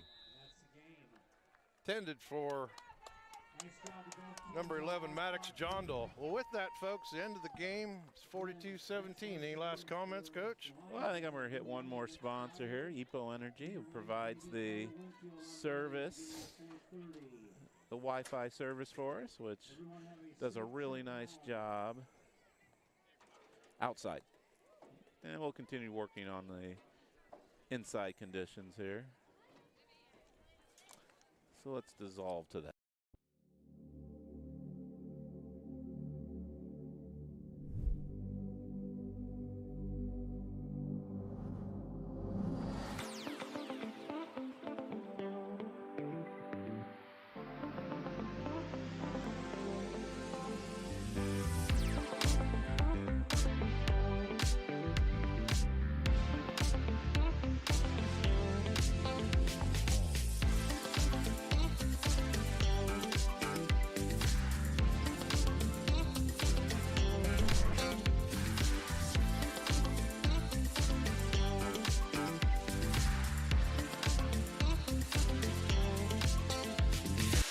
EPO Energy. Unleash the power. You bet. Yeah, well, that's our advantage is we've got more weapons than everybody we play, and next year we'll be just like you are, trying to rebuild and get back there. That's 8-man football.